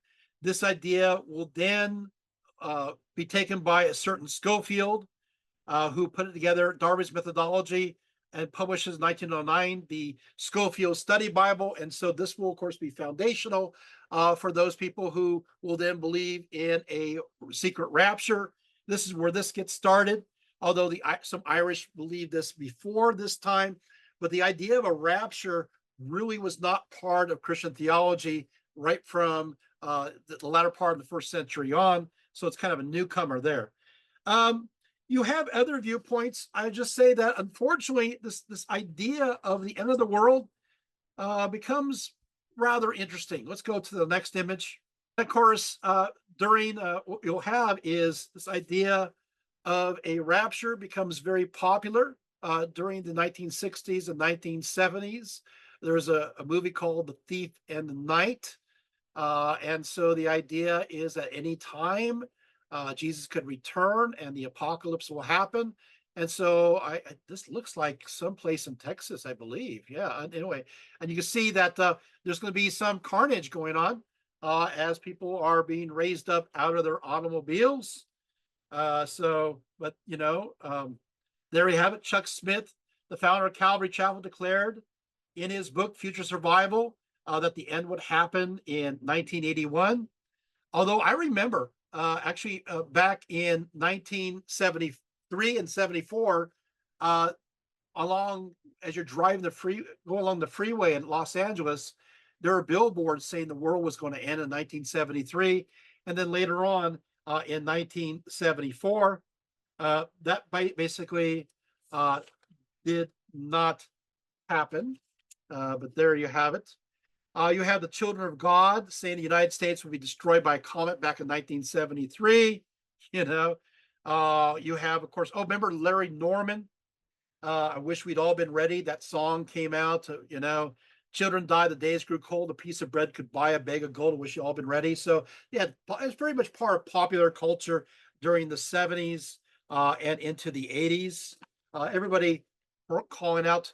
You had also the late great Planet Earth with Hal Lindsey, calculated that the world would end in 1988. Did it happen? No. You had Louis Farrakhan in 1991. 1993. Let's go next image. David Koresh and the Branch Davidians actually believed he was the Messiah, the Christ, and convinced his followers to also believe it and to occupy Mount Carmel Center, Waco, Texas, to get ready for the end of the world. Koresh was a literalist, interpreting every single word of the book of Revelation and the Old Testament prophecy literally. Koresh even went to Jerusalem to measure the Temple Mount itself to see if it fit biblical prophecy, and lived there for 6 months studying every aspect of the city. While in Jerusalem, he said he suddenly had a mystical experience, was caught up into the heavens, was given a scroll to eat, sound familiar, and realized he was the seventh angel messenger, Revelation chapter 10. But in the days when the seventh angel is about to sound his trumpet, the mystery of God will be accomplished, just as he announced to his servants and prophets. Unquote. All this led him back home to his followers and his new message, where he was able to put the prophecies of Isaiah, Jeremiah, Zechariah, Haggai, Daniel, and the book of Revelation together, leading him to the compound in Waco, Texas. Koresh believed he and his branch Davidians would end up back in Jerusalem, become the final prophetic figure in the streets of Jerusalem, who would, remember those prophets, remember those, who would then confront the Antichrist here. Soon, of course, the Bureau of Alcohol, Tobacco, Firearms, and Explosive got word that Koresh and the branch Davidians had with him a literal armory of weapons in his compound. They also heard of women and child abuse. In response, in February 1993, they set about to search the compound, but the branch Davidians fought back, killing 4 of their agents. After 50 days, the FBI stormed the compound, but a fire suddenly erupted, killing Koresh and about a dozen of his followers in the flames. So this is now the apocalypse and the darker side. And speaking of which, go to the next one. Oh no, that's right. Heaven's Gates predicted the end. And their graduation to a higher evolutionary level via a spaceship hidden behind the Hale-Bopp comet in 1997. In fact, in 1997, the comet Hale-Bopp, with a diameter about 40 kilometers, became visible from Earth to the naked eye. For many, the comet was merely a spectacular sight, a marvel lighting up the night sky. For members of Heaven's Gate, however, the comet was more than a heavenly novelty. For them, Hale-Bopp was the sign they were waiting for. At last, they believed their world, as they knew it, was coming to an end. Its arrival, it is said, is joyously very significant to us at Heaven's Gate. The joy is that our older member in the evolutionary level above human has made it clear to us that Hale-Bopp approached is the marker we've begun waiting for, the time for the arrival of the spacecraft from the level above human to take us home to the worlds in the literal heavens. And so what happens now is that they kind of, this Waco belief system, they all kind of decided to leave their physical receptacles behind. So what they did is awful, is that they basically, first they had a meal at Marie Callender's, which is not too awful.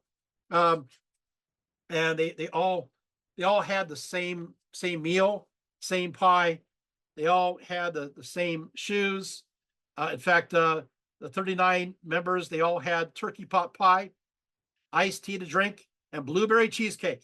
Of course, they had the house tomato vinaigrette dressing.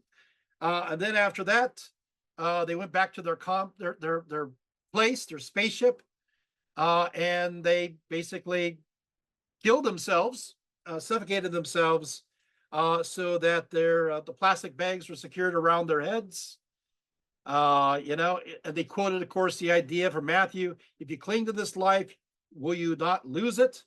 That was Heaven's Gates manifesto, and so is believed that having killed their bodily receptacles, their end of life was the end of their world, and they joined that spaceship on the other side of the Hale-Bopp comet.